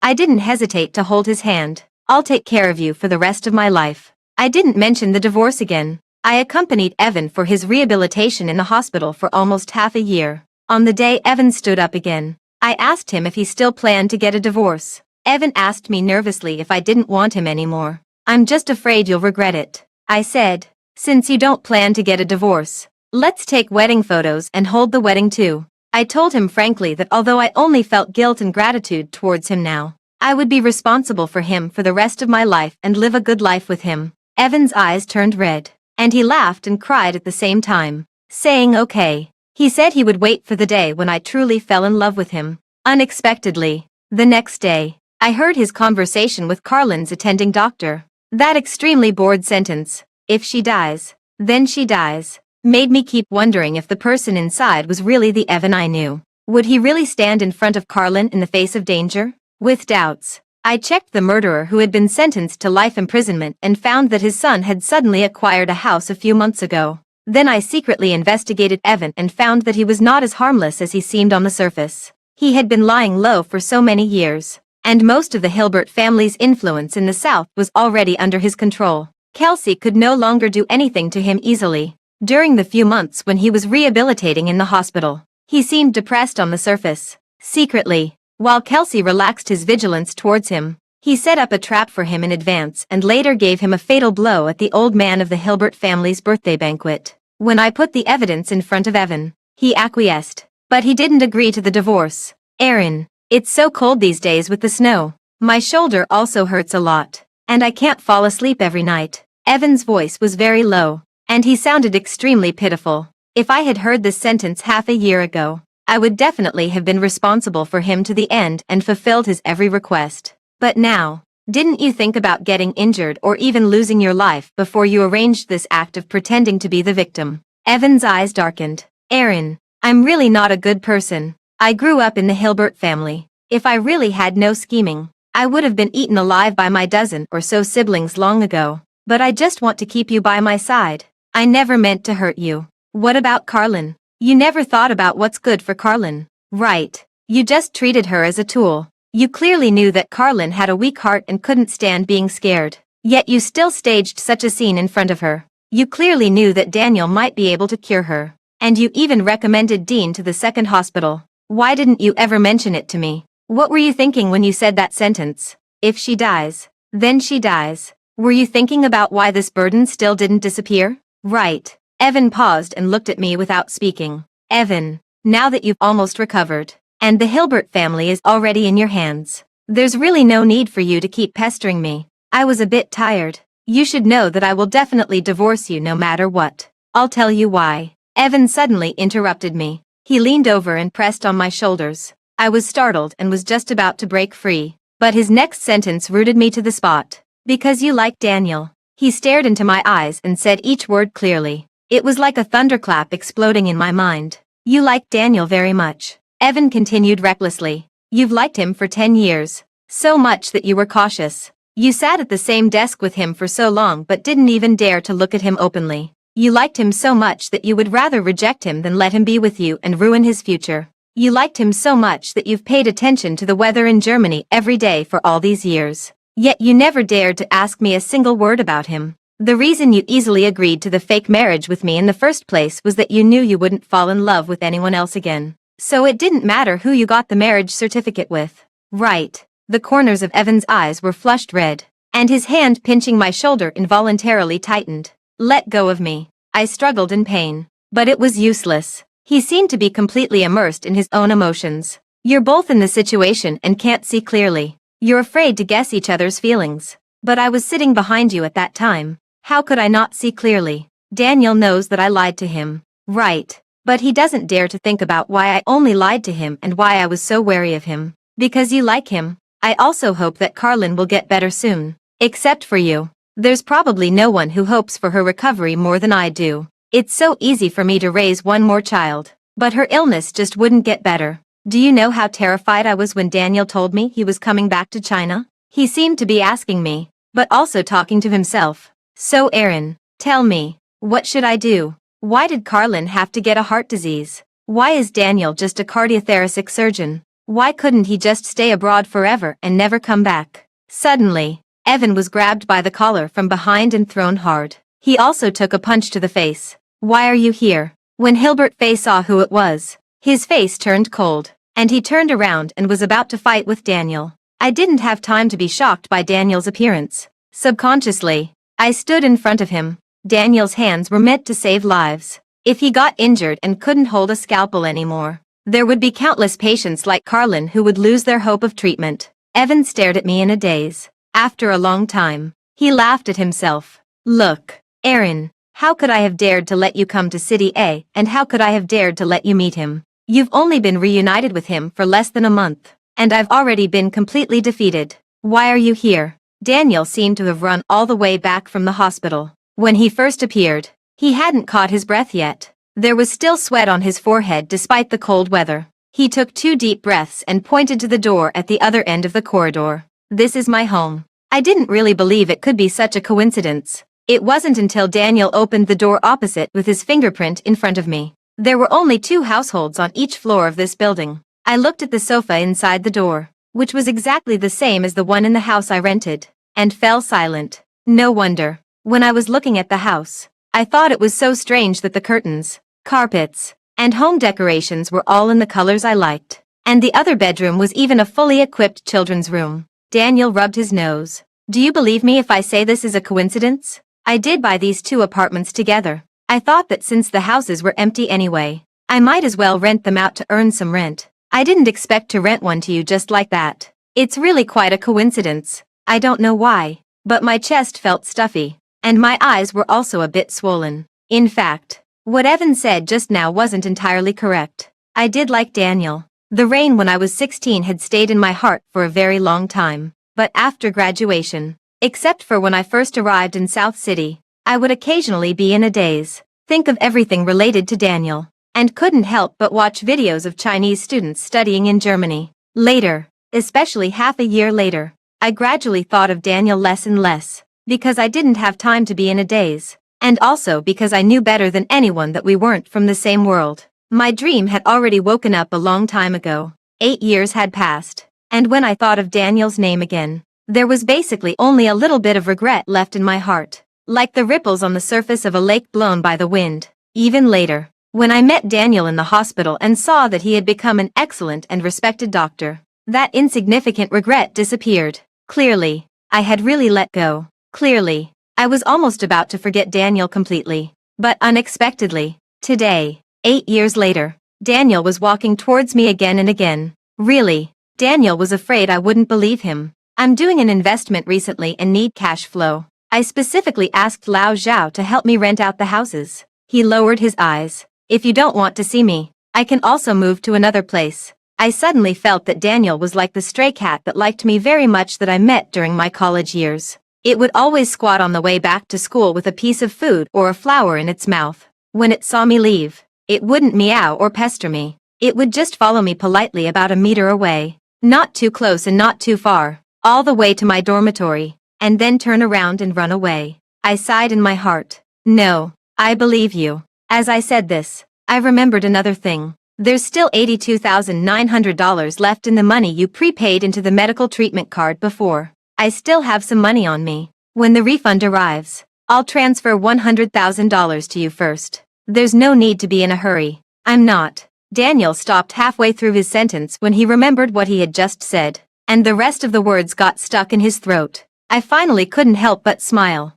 Daniel raised his eyebrows. By the way, Aaron, what did Evan mean by those last words he said just now? What do you mean by completely defeated and all that? I looked down, avoiding his gaze. I don't know either. He was just talking nonsense. I see. Daniel chuckled. It was a bit strange that he didn't ask any further. All right, you should settle down and rest early. As for Evan, I've found something for him to do. He shouldn't have the time to pester you anymore recently. Early the next morning, I was just about to go out to buy something when I unexpectedly ran into Daniel coming back from his morning run. He seemed to know what I was going to ask. I'm on vacation. I'm off until the 2nd day of the Lunar New Year. There aren't enough staff members during the New Year's Day, so I've been arranged for the New Year's Day shift. I nodded. Daniel handed me the bag in his hand. These are the best steamed buns on the street outside our community. I accidentally bought a bit too much. You and Carlin can try them. The transparent bag contained breakfast of 3 types. Enough for 4 people. I pursed my lips. Before I could say anything, the elevator dinged, and the door opened. Jason rushed out with his school bag in one hand, unable to hold back his excitement. Mr.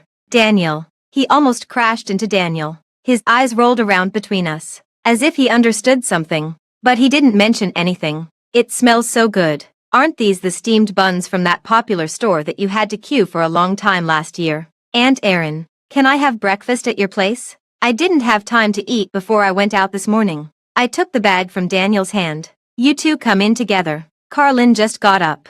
Carlin was extremely happy to see them. When she was discharged from the hospital yesterday, Daniel and Dr. Mark had surgeries all day and only had time to say goodbye to Dr. Kathy. She was still talking about it last night when she got home, and she didn't expect to see them this morning. After Jason found out that Daniel lived opposite, he stuck to Daniel like a shadow. Mr. Daniel, can I stay at your place for half a month during my winter vacation? I can pay the rent, and I can also do housework. I can wash clothes, cook, clean the windows, and sweep the floor. I definitely won't disturb you. I'll just come back to take a shower and sleep at night. A small bed is enough for me. Daniel glanced at him. Your uncle.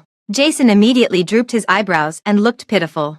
Now my uncle is even on guard against me. My grandma has been planning to send me to the south for a few years and let me come back later these days. Daniel pondered for a moment and then agreed. There's just a small room empty at home. You can just move in. After breakfast, Daniel took us to look around his house. The layout of his house was a bit larger than ours, and there was one more room. He had just moved in a few months ago when he came back to work in China. As he said, there was a room that had nothing in it except a bed and a wardrobe. In the afternoon, Daniel and I took the two children to a nearby business district to buy some daily necessities and order a set of desks and chairs for Jason's room. Along the way, Carlin and Jason huddled together, chattering about how to decorate the room. I found that Jason only acted like a 6-year-old child in front of Carlin. Before, 2 other children in the ward wanted to play marbles and mobile games with him, but he didn't even bother to look at them. But he could chatter with Carlin for a long time about which pattern of the desk and bed sheet to choose. Jason originally chose a 4-piece set of gray silk. When Carlin saw it, she obviously thought it was extremely ugly, but she was too embarrassed to say it directly. Finally, she euphemistically said that there wasn't a single pretty pattern on it. So Jason reluctantly put down the gray silk and casually pointed to a pure cotton children's bed sheet with a pattern of Wolfie and asked Carlin what she thought. Unexpectedly, Carlin's eyes suddenly turned red. I quickly explained. She has 2 rabbit dolls and said yesterday that she wanted to give one to you. If you buy a bed sheet with Wolfie's pattern, she's afraid that her rabbit will be eaten. Jason scratched his ear. But this wolf eats sheep. Before he could finish speaking, when he saw Carlin's tearful expression, he immediately changed his words. I suddenly think the bed sheet with the carrot pattern looks better. When we finally came out of the supermarket, the sun was almost setting. The trunk of the car was stuffed full. Jason's desk wouldn't arrive until tomorrow. Daniel suggested having a simple meal outside and sending Jason home by the way after eating. Then he drove for an hour and turned in all directions to find a very hidden private restaurant. Carlin has just had surgery, and there are many things she can't eat yet. The food in this restaurant has a light taste, and the ingredients and cooking time for the soup are also good. You can try it. By the time we sent Jason back and returned to the community, it was already past 9 o'clock in the evening. The moment I got out of the car holding Carlin, I suddenly felt my hair stand on end. I suddenly turned around. Daniel immediately noticed something was wrong with me. What's wrong? After a long time, the underground parking lot was still quiet. It's okay. It might be my imagination. When taking the elevator, I suddenly thought of someone. Calculating the time, it had been 4 years, and it was almost time. The next day, Jason moved all his things to Daniel's house at once. It was his grandmother, the powerful old lady of the Hilbert family who had dominated for decades, who personally sent him here. She should have heard the news that Daniel and Evan were on bad terms from somewhere and wanted to take the opportunity to get closer to Daniel and the Jonas family. However, Daniel always had an indifferent attitude, saying that he just got along well with Jason, and he didn't understand or want to get involved in other things. The old lady didn't mind either and turned around to tell the servants to move the things. Just then, the customized furniture from yesterday arrived, and it wasn't until the afternoon that Daniel's house finally quieted down. Jason and Carlin were watching cartoons in the living room. They were watching Pleasant Goat and Big Big Wolf. After Jason played an episode for Carlin, she immediately became obsessed with it and refused to leave in front of the TV. In the afternoon, considering Carlin's eyesight, I could only turn off the TV under her reluctant gaze. Fortunately, Jason brought a box of modeling clay and made handicrafts with her, diverting her attention. I sat at the dining table next to them, watching them play while typing on the computer. Carlin's body needed at least half a year to recuperate, and she could just start school in September. The boss of the technology company was very nice. After hearing about my situation during the interview, he allowed me to work from home for the next few months and communicate online if there were any matters. At 4 o'clock in the afternoon, just as I finished typing the last string of code and was about to go out to buy groceries, there was a knock on the door. Aaron, Can I come to your place for a meal? Daniel stood outside the door holding a large bag of fresh ingredients, his eyes shining brightly. Jason isn't here. It's just me at home. It's so quiet, and it's not convenient to cook. I stepped aside to let Daniel in. Daniel saved Carlin and helped me so much. I wouldn't have any problem cooking for him for a few years in a row. I've ordered ingredients for half a month, and they will be delivered on time every morning from now on. You and Carlin don't go out if you don't have anything to do during this period. His expression became serious. I've asked the property management. They said that there was indeed a suspicious person who entered the community parking lot last night. He took out his phone with the surveillance footage, which showed a man who was a bit hunched over and had a scar on the back of his head. Do you know him? Sure enough. I looked back at Carlin, who was playing. I lowered my voice. He is Malcolm, my brother-in-law. That is, Carlin's biological father. He has just been released from prison recently. Daniel was taken aback for a moment and asked, "Do we need to call the police?" "It's okay for now. I'll be careful. Then let me know when you go out recently, and I'll drive you there." Daniel said he came to have a meal, but after coming in, he went straight to the kitchen. "Some ingredients are more difficult to handle. Let me do it. You help me wash the tomatoes." The ingredients Daniel brought looked very expensive, and there were even a few that I had never seen before. It seemed that studying abroad really exercised people. In high school, Daniel couldn't even tell the difference between rice and glutinous rice. Now he was proficient in knife skills, calm in his actions, and cutting vegetables was like an art. When I handed the washed tomatoes to Daniel, our hands touched. His hands had well-defined knuckles and were very beautiful, and my hands looked even rougher compared to his. I subconsciously wanted to quickly pull my hand back. Daniel was faster and held my hand. Heat rushed to my face at once, and I became anxious. Carlin and the others are in the living room. Daniel obediently let go. "Aaron." His voice was very low. "Have you had a hard time these years?" "I'm sorry. I went to South City so many times, but I knew nothing." "It's okay." I shook my head. I just suddenly became alone and wasn't used to it. When I graduated from high school, my family owed gambling debts, and the house was smashed to pieces. My sister lied to me and said we would go to the South to avoid the debt collectors. As a result, she sent me to the South, but she herself just moved to a nearby small county town with Malcolm. Then I realized that there was no way to escape. She lied to me. She never really planned to leave. "Was it your brother-in-law who owed the debt? Why was he finally sentenced?" "Yes." I had no expression on my face and briefly summarized. "The debt collectors came to the door and pushed my sister, causing her to have massive bleeding and die during childbirth. He went to seek revenge with a knife and injured 3 people. Daniel was silent for a moment. "Did he appear this time to get back the custody of Carlin?" "I think so. But I won't give Carlin to him. Before my sister passed away, she said that from then on, Carlin and I would have nothing to do with him." Later, until the Chinese New Year's Eve, Daniel would come to have a meal every day. During the time between lunch and dinner, Daniel would either stay in the living room to play with the 2 children or sit opposite me and read documents and look up information. On the 27th day of the 12th lunar month, Daniel and I took Carlin and Jason to the market and bought a lot of New Year's goods. Carlin was in charge of directing the 3 of us to work. There were several bags full of window grills and hanging decorations. She said where to paste them, and we would paste them there. After pasting this house, there was still Daniel's house. The night before Chinese New Year's Eve, Daniel drove back to the old house of the Jonas family. He probably wouldn't be back until the 2nd day of the Lunar New Year. The next afternoon, the people from the Hilbert family also came. The old lady I met last time frowned and looked around the room when she found that Daniel wasn't there and Jason wasn't at Daniel's house but at mine. Carlin greeted her politely twice, saying, "Hello, Grandma," but she completely ignored it. Finally, her gaze landed on me. "Missin', I'm a straightforward person and don't like to waste time. Some words may not sound nice, but I hope you can listen to them because it's for your own good. I have a niece from my mother's side. She is about the same age as Daniel. She is beautiful and a top graduate in law from an Ivy League university. She is a perfect match for Daniel. I can see that there is some connection between Daniel and you. But as elders, even if we have to be the bad guys,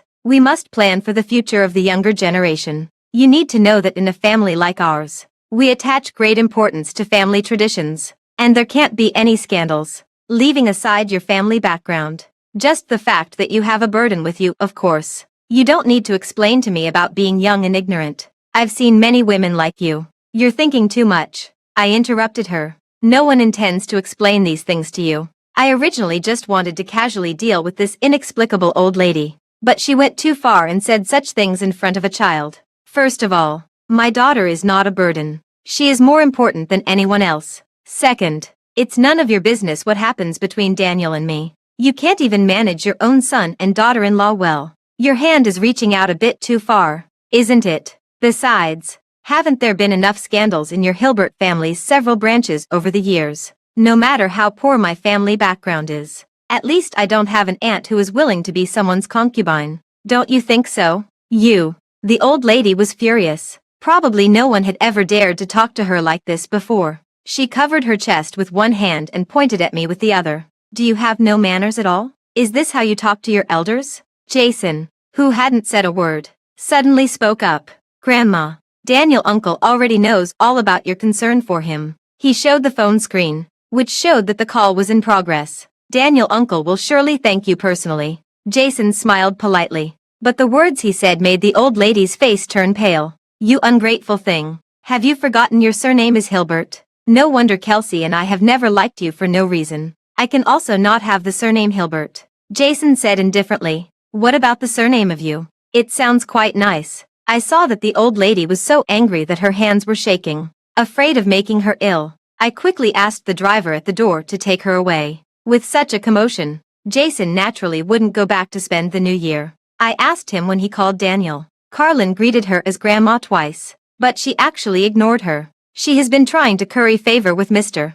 Daniel recently, so I should just call him directly and let him deal with it. You're quite good at complaining. Fortunately, Carlin wasn't hurt. At this moment, she was listening to our conversation with curiosity while kneading the freshly kneaded dough on the table. Carlin had a habit that was hard to say whether it was good or bad, which was that she clearly distinguished between people she knew and strangers. She completely didn't care about what irrelevant people said, especially after knowing that Jason didn't have to go back to the Hilbert family. The little girl was so happy that she couldn't tell her left from her right. The episode just now had long been thrown to the back of her mind. When the doorbell rang again, I thought the old lady from the Hilbert family had come back. Jason and I looked at each other. Half a second later, he quickly dialed Daniel's phone number. Unexpectedly, the ringtone came from the door. As soon as I opened the door, Daniel stood outside the door, covered in snow. Carlin and I had never spent such a lively Chinese New Year's Eve. The two children took a bath early,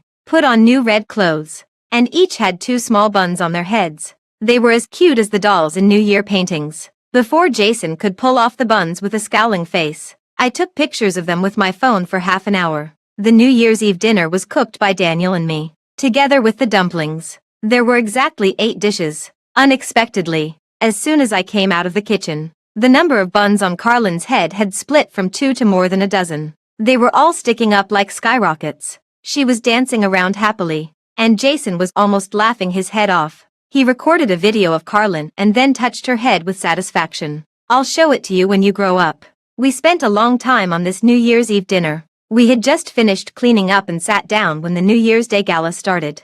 Jason somehow found a set of Chinese checkers, and it was just right for the 4 of us to play. After Carlin learned how to play, she couldn't wait to roll the dice every time, and she had extremely good luck. During the whole night, Daniel and Jason's chess pieces were sent back to the base by her 9 times and 7 times respectively. When the night became quiet, it was already 11 o'clock in the evening. Carlin said she wanted to stay up until midnight, but she had already fallen asleep on the sofa. After carrying her back to the room, I urged Daniel to go back to the old house of the Jonas family for the 3rd time. Daniel smiled helplessly. I really discussed it with my parents. We spent the new year at the old house at noon, and I want to come back here at night. When Jason called me, I was already on my way here by car. I didn't come here temporarily. If you really want to drive me back, then you have to talk to my mother in person. Coincidentally, she hasn't met you yet. He brought up the video call with his mother and pretended to make the call. In a hurry,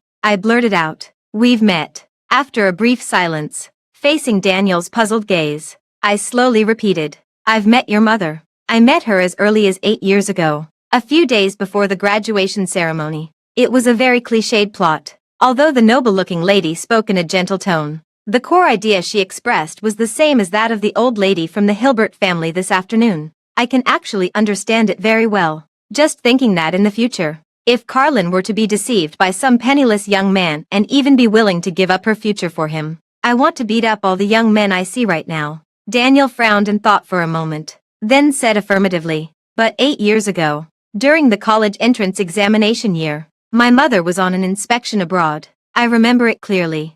She didn't come back even for the Mid-Autumn Festival, New Year's Day, or my father's birthday that whole year. I was taken aback. Maybe she came back secretly without telling you. After all, it concerns your future. She was afraid that if I agreed to you, you would really give up studying abroad. Wait a moment. I never mentioned it to my mother. Halfway through his words, he suddenly realized something. Evan. He laughed out of anger. From start to finish, only he knew that I was going to confess my feelings to you. And only he knew that the family had originally arranged for me to study abroad. Afraid that I wouldn't believe him, he directly made the video call he had just mentioned. Both the person on the other end and I were stunned. However, his mother quickly reacted, smiled, and asked me if I was Daniel's deskmate in the 3rd year of high school. She also warmly invited me to have a meal at her home. Her voice was very gentle, and the elegance and nobility she exuded were something that Daniel's mother, who looked somewhat similar 8 years ago, couldn't fake no matter how gorgeous her clothes were. I also didn't expect that Evan had such deep thoughts so early on. After figuring out what had happened, besides anger, there was a hint of hurt in Daniel's eyes. The best brother he thought he had, it turned out, had started to betray him so early. I didn't know how to comfort him either. After all, I was also friends with Evan before. After a while, he asked me, if this hadn't happened, would you have rejected me? I thought about it. Yes. Why? Daniel was much taller than me. When he looked down at me with his eyelids lowered, the light hit his eyelashes, making him look a bit stubborn and a bit aggrieved. Obviously you like me too. I hesitated for a moment. Who said that? Daniel opened the call log. That day, I accidentally overheard your conversation with Evan. So it was Daniel who made that call. At that time, when I saw the unfamiliar number, I wanted to hang up. But the doorbell rang at the same time. In my haste, I accidentally pressed the answer button, just thinking that Daniel had heard those words. I just wanted to find a crack in the ground to crawl into. Daniel simply raised his hand and once again blocked my way out. Can you tell me about it? His voice was gentle, completely different from his action. Is it because of the family debt? Or because of your brother-in-law? Or was it the words I said at that time that put pressure on you? If it's because of my family, don't worry. My parents are very easy to get along with. After a long time, I finally slowly spoke. It's because of the fear of losing, and those factors such as poverty, being in different places, the gap between us, debt, family, etc. Each of them was a reason. They were like holes at the bottom of a wooden boat, and one day when the small boat capsizes and sinks into the sea, my life would probably be completely changed and I could never go back to the way it was before. Daniel. Do you know who the most deeply in love people I've ever seen are? You probably can't imagine. It was my sister and brother-in-law in the past. My sister was the eldest child in the family, exactly 12 years older than me. She was born with hypoplasia, and one of her calves was only half the length. Her biological parents kept exploiting her but never took her to the hospital, until she met Malcolm when she was 17. He used to be a small-time gangster on the streets. After falling in love with my sister at first sight, he stopped living an idle life. He went to the factory to carry goods for others. After doing it for half a year, he bought my sister her first prosthetic leg. He got up very early every day, cooked 3 meals for my sister and kept them warm in the pot, and then went out to work. He carried cement weighing over 100 caddies, making thousands of trips every day. He earned $6,000 or $7,000 a month and gave every penny to my sister. He didn't come back until 10 o'clock every night. After buying vegetables on the way, he would definitely buy a box of fresh milk for my sister, and my sister would wait for him outside the house while doing handicrafts. When he came back, he would heat the milk for my sister, wash her feet, and dry her hair, and my sister would give him a back rub and massage his shoulders.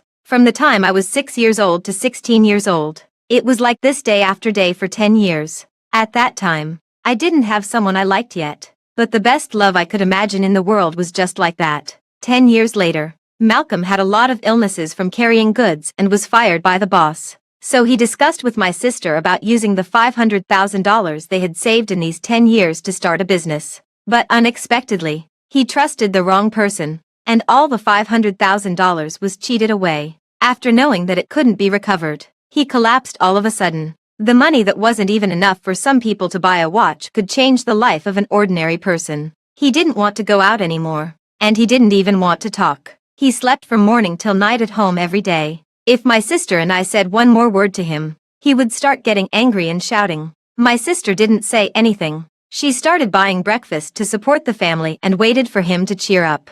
And she waited for 8 years. In the 3rd year during that period, he finally went out of the house. But he went to the casino. Those people came to the house to make trouble again and again, smashing the house to pieces. Sometimes he would also feel remorseful and kneel in front of my sister and slap himself in the face. But he would still make the same mistake again and again. For a full 8 years, my sister had been waiting for him to turn back. But in the end, she didn't wait until the day she died. I don't know if they regretted it in their hearts during these years. But if it were me, I would rather not have met the other person in the first place. If I have to lose in the end, then I would rather have never started. Suddenly, fireworks bloomed outside the floor-to-ceiling windows, and people downstairs shouted, "Happy New Year!" in unison. It was midnight. The new year had arrived.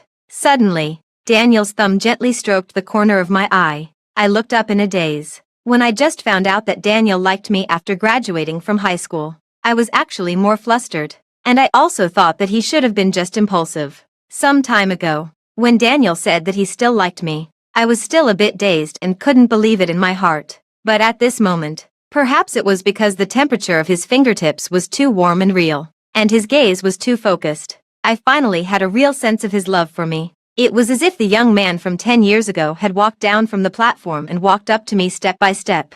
"Aaron, it's my fault. I didn't give you a sense of security. I only thought about my own feelings and never considered your concerns." He looked down at me, and his voice was like the wind blowing across the surface of a lake. "It doesn't matter. Aaron, let's take it slow. As long as you don't dislike me, that's enough." On the 6th day of the first lunar month, Daniel drove Carlin and me to attend Dr. Kathy's wedding. The groom was Dr. Kathy's stepbrother. The two of them had always been in love, but they had gone through many hardships and finally got together. Dr. Mark went on a blind date when he went home for the New Year's Day and met a girl who he really liked. They had a good impression of each other and their relationship progressed rapidly. Now they were already together. He held the girl's hand and specially came to show off in front of Daniel. Unexpectedly, "Senior is still senior. I got out of the single state faster than you." Daniel snorted.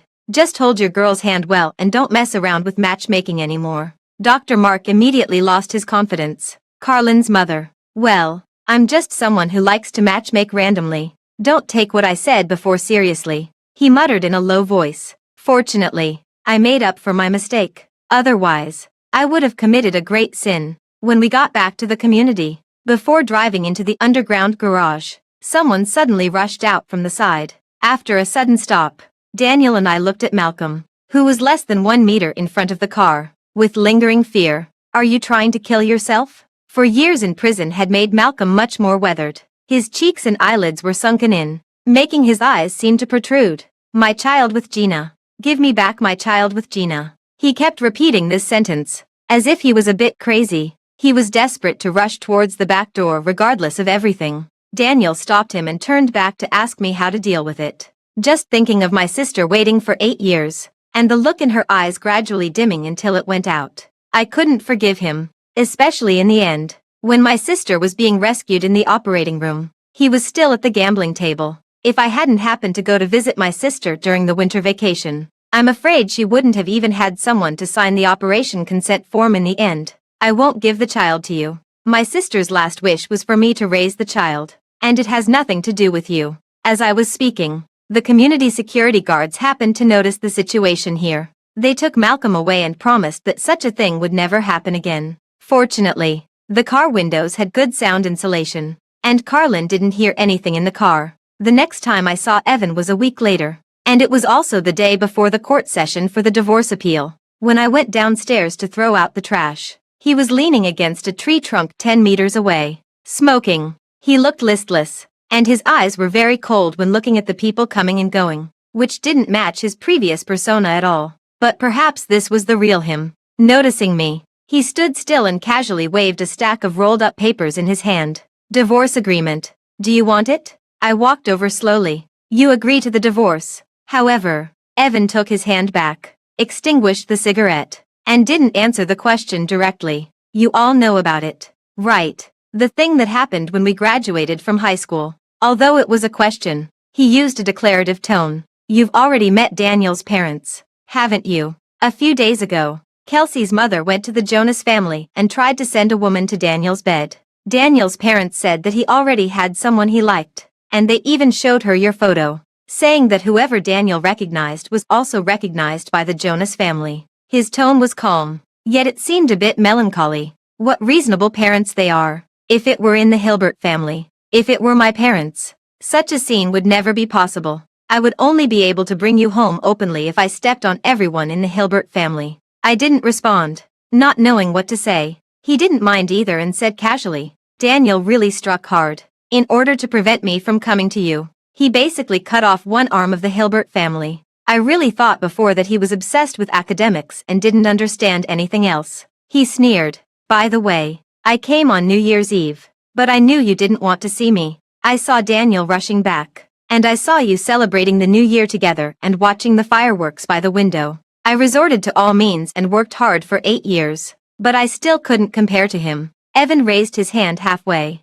then remembered that the cigarette was extinguished and listlessly put it down. One last question. If at the beginning, there hadn't been that sentence, even if you met Daniel later, you wouldn't have left me, right? I should have believed you. You are so emotional and keep your promises. You wouldn't have abandoned me, but I was too afraid of losing. There are no ifs. I interrupted him calmly. If I hadn't heard that sentence and hadn't discovered all of this, I would indeed have been kept in the dark all the time. I said I would be responsible for a lifetime, and I definitely would have been. But it didn't matter anymore. After all, from start to finish, there were only deceptions and lies between us. Evan, let's part on good terms. Whether it was sincere or not, Evan had indeed helped Carlin and me before. If he was willing to take the initiative to get a divorce, I didn't want to make it too ugly in court tomorrow. Evan kept his head down. After a long time, he finally replied softly, okay. The days passed by. The New Year's Day was over.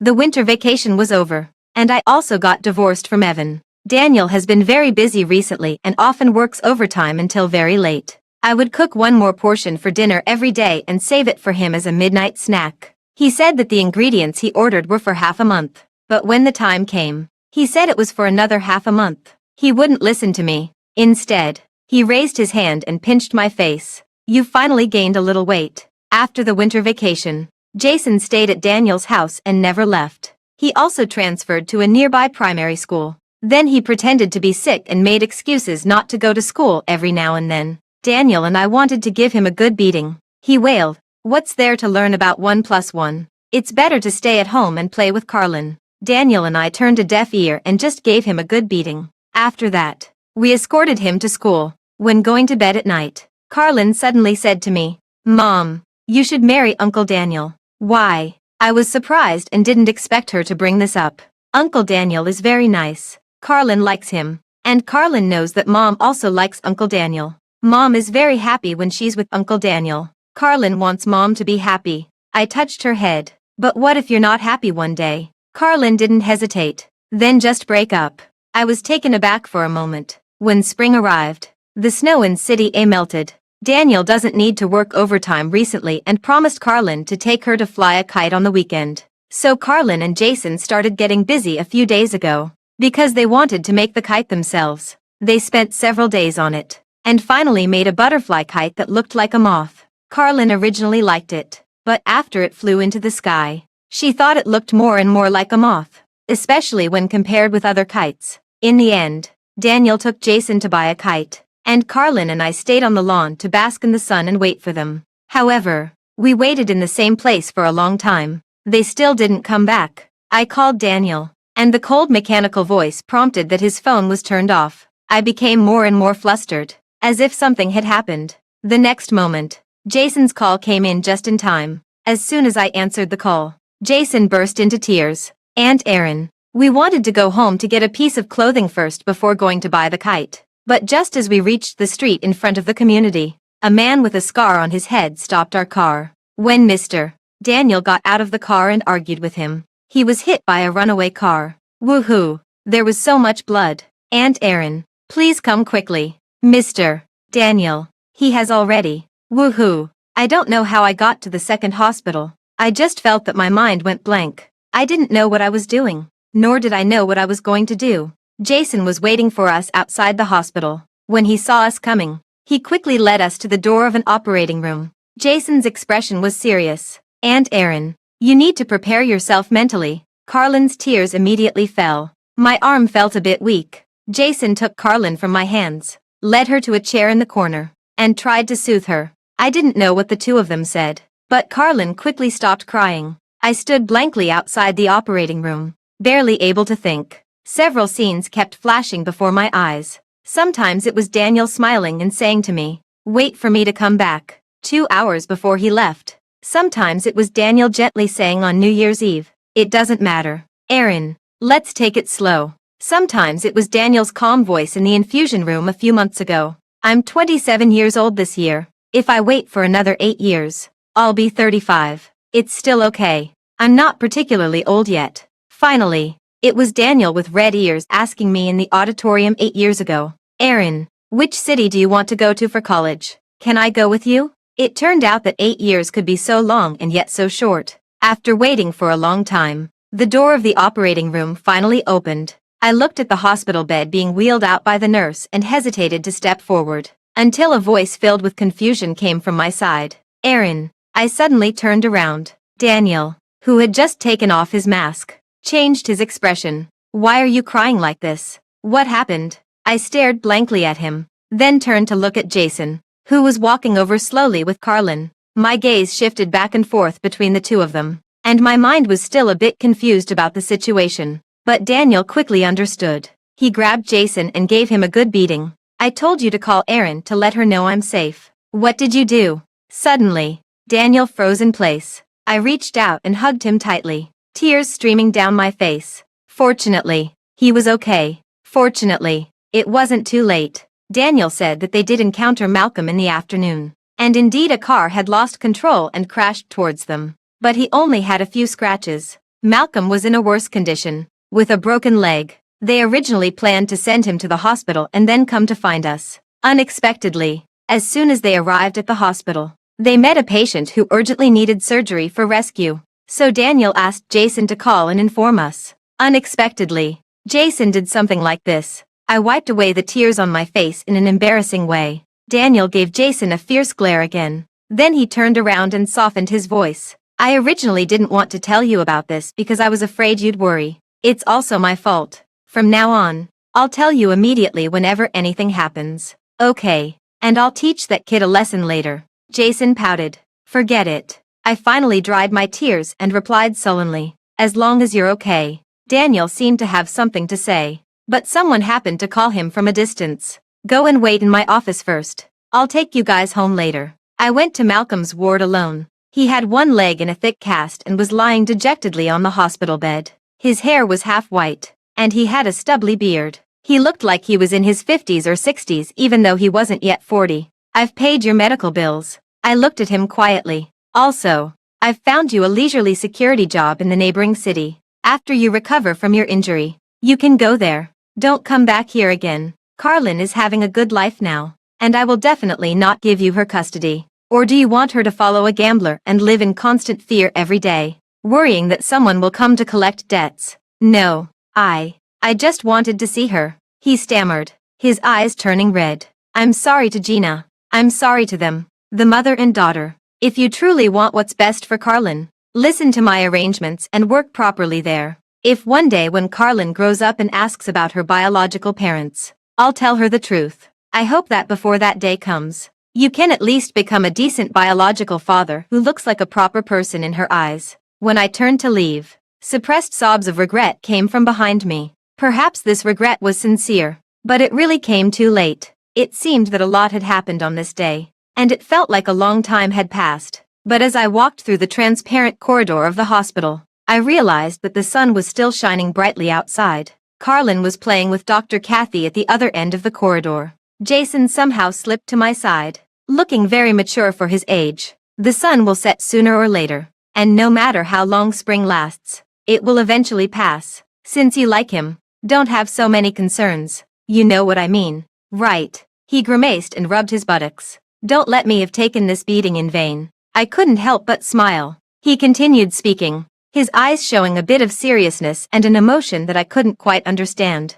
Don't wait until you really lose him one day and then regret it. As I turned my head, Daniel happened to appear in my sight. As soon as Jason saw him, he took off running to play with Carlin. The warm spring sunlight filled the corridor. Daniel strode towards me. Malcolm didn't attack you, did he? He was a bit anxious and subconsciously grabbed my shoulders. I'm fine. Daniel let out a sigh of relief. He was just about to retract his hand. The next second, I quickly grabbed his hand. We haven't bought the kite yet. Right. Daniel was taken aback for a moment. Oh, that's right. Let's go together to pick a new kite for Carlin tomorrow. Daniel stared at his hand. After a few seconds, the tips of his ears quietly turned red, but on the surface, he still looked as if nothing had happened. Then I'll come to pick you up tomorrow morning. Let's go home now. Okay, let's go. Don't waste every spring, and don't be afraid of withering. Daniel's side story. Later, Erin asked me when I started liking her.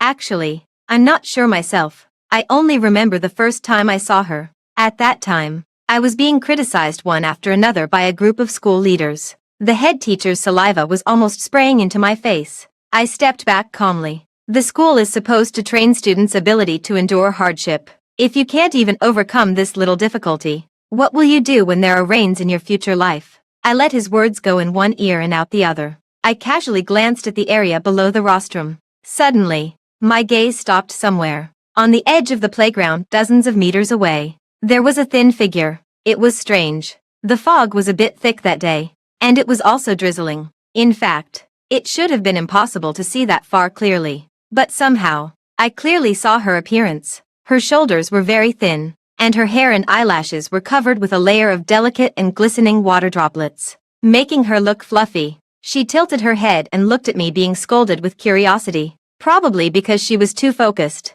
It took her 2 minutes to slowly notice my gaze. Then, while pretending to look around casually, she slowly shuffled towards the teaching building. Now all the students have left. Tell me what you're going to do about it.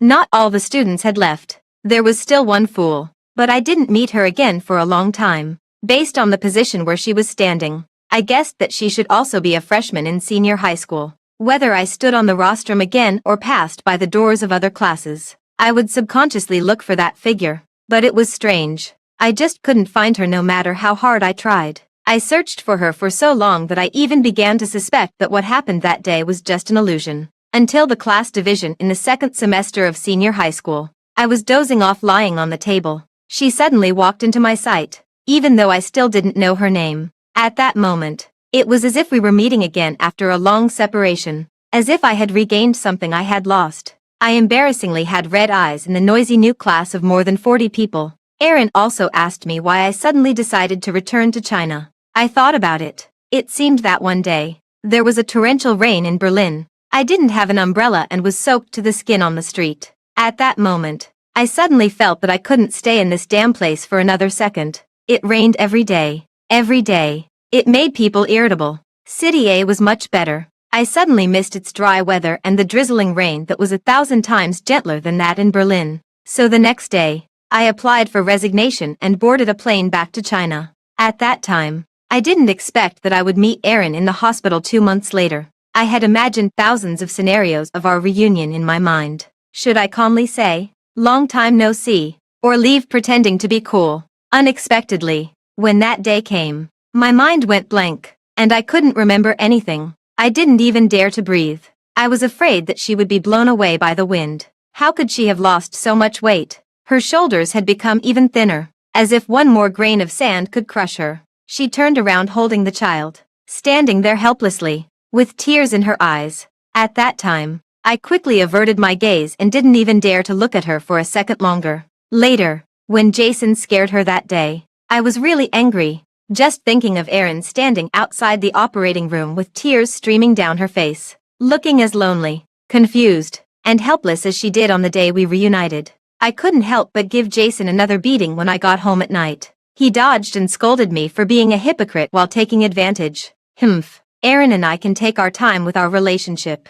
I'm not in a hurry. How could he be in the right for scaring my wife like that? The brat covered his buttocks and said through gritted teeth, "Fine. With me around, you won't be able to enter Aunt Erin's house." I laughed out of anger. "You're not allowed to go next door to play with Carlin until you finish your homework this week." Evan's side story. When Daniel came to question me, there was anger and disappointment in his eyes. Before he left, he asked one last question. "How could you have become like this? Changed?" But I haven't changed. I've always been like this. He probably doesn't know that the first time we met when we were 7 years old was also a result of my careful calculation. My mother didn't have much status in the Hilbert family. After she passed away, even the servants dared to bully and beat me. If I hadn't curried favor with this young master of the Jonas family and caught my father's attention a bit, I'm afraid I wouldn't even know how I would die. I've always been like this, scheming and resorting to any means. How have I changed? He should think about it.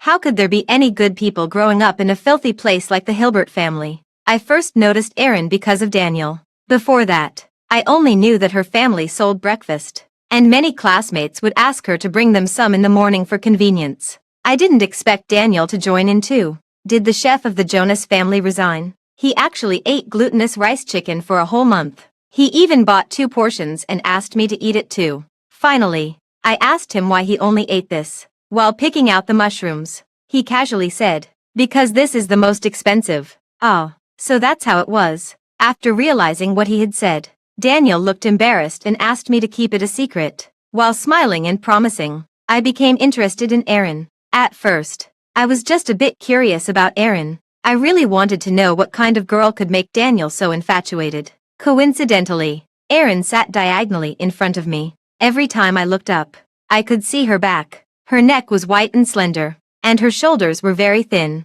So thin that it seemed like I could crush her shoulder blades with one hand. Few people know that I actually like small animals very much. It's not for any other reason, but because they are weak enough and pose no threat. And in Erin, I unexpectedly saw such a common trait. Harmless, fragile, and controllable. On the day I realized that I had fallen for Erin, I also discovered a terrible thing. She rarely looked around in class, but whenever Daniel was called on to answer a question, she would quickly look up at him. She probably thought that as long as she was fast enough and blended in with the crowd, no one would notice. Later, as I wished, they separated. But Erin wasn't as easy to get close to as I had imagined. She was very wary. As soon as someone got closer, she would immediately run away. It took me 4 years to become ordinary friends with her, and then another 3 years to become a good friend she trusted. At first, I wasn't in a hurry. There were no other love rivals, so it was okay to cultivate our relationship slowly,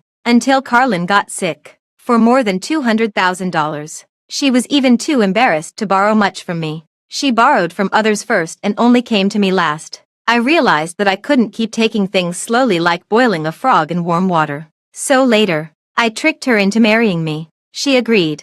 I thought we had a long time ahead, and we could always develop feelings over time. Unexpectedly, she discovered that I liked her. Suddenly, everything went back to square one. During the period when Erin refused to see me, I realized how deep my obsession with her had become. Since I was a child, I had nothing. Whenever I liked something, I had to fight and grab it myself. I was never a noble and upright person. As long as I could achieve my goal in the end, what did it matter if I took some risks and used some means? You see, at least Erin didn't leave me again, and she even said she would be with me for a lifetime. Right, I was really happy that day, until Daniel told me at night. He was back in China. I went to great lengths to get her, and because of my scheming, I was afraid of losing her. It seemed that I could never hold my head up in front of Daniel, and I even started to hate hearing Daniel's name, especially when Carlin's attending doctor told me the next day that an expert named Daniel had returned to City A, and that Carlin's condition was very bad, and perhaps only he could give it a try. My disgust reached its peak. If she dies, then she dies. At least she won't keep thinking about it. My marriage with Erin lasted for 229 days. Starting from the 230th day, I watched helplessly as she tried every means to leave me. 77 days later, she left me as she wished. Actually, there was still a chance. And I originally planned it that way. For example, I could first use the divorce to stabilize her, and then take her abroad and lock her up so that she couldn't leave. But that day, she said to me with a tired face, "Evan, let's part on good terms." During the previous 77 days, whenever she saw me, she was cold, resistant, and angry. She would casually glance at me and then look away. So I agreed. Okay. When I was 40 years old, Jason returned to the Hilbert family. I was the one who called him back. At that time, Carlin had just been admitted to university, and the two of them finally got together openly. The other people in the Hilbert family, including his grandmother and my biological father, had already been locked up in a mental hospital by me. Over the years, there were only Jason and me left in the Hilbert family. So I said to him that I was going to settle abroad and wanted to hand over the Hilbert family to him. He was taken aback for a moment and said he wasn't interested. He did have the capital to be arrogant. Now everyone knew that there were two Hilbert families in City A. Take it as the betrothal gift for Aaron's family. You surely won't think it's too much, right? He still didn't accept it. He waved his hand and left. Well, anyway, there were only Jason and me in the Hilbert family. After I died, all the inheritance would be his. The end.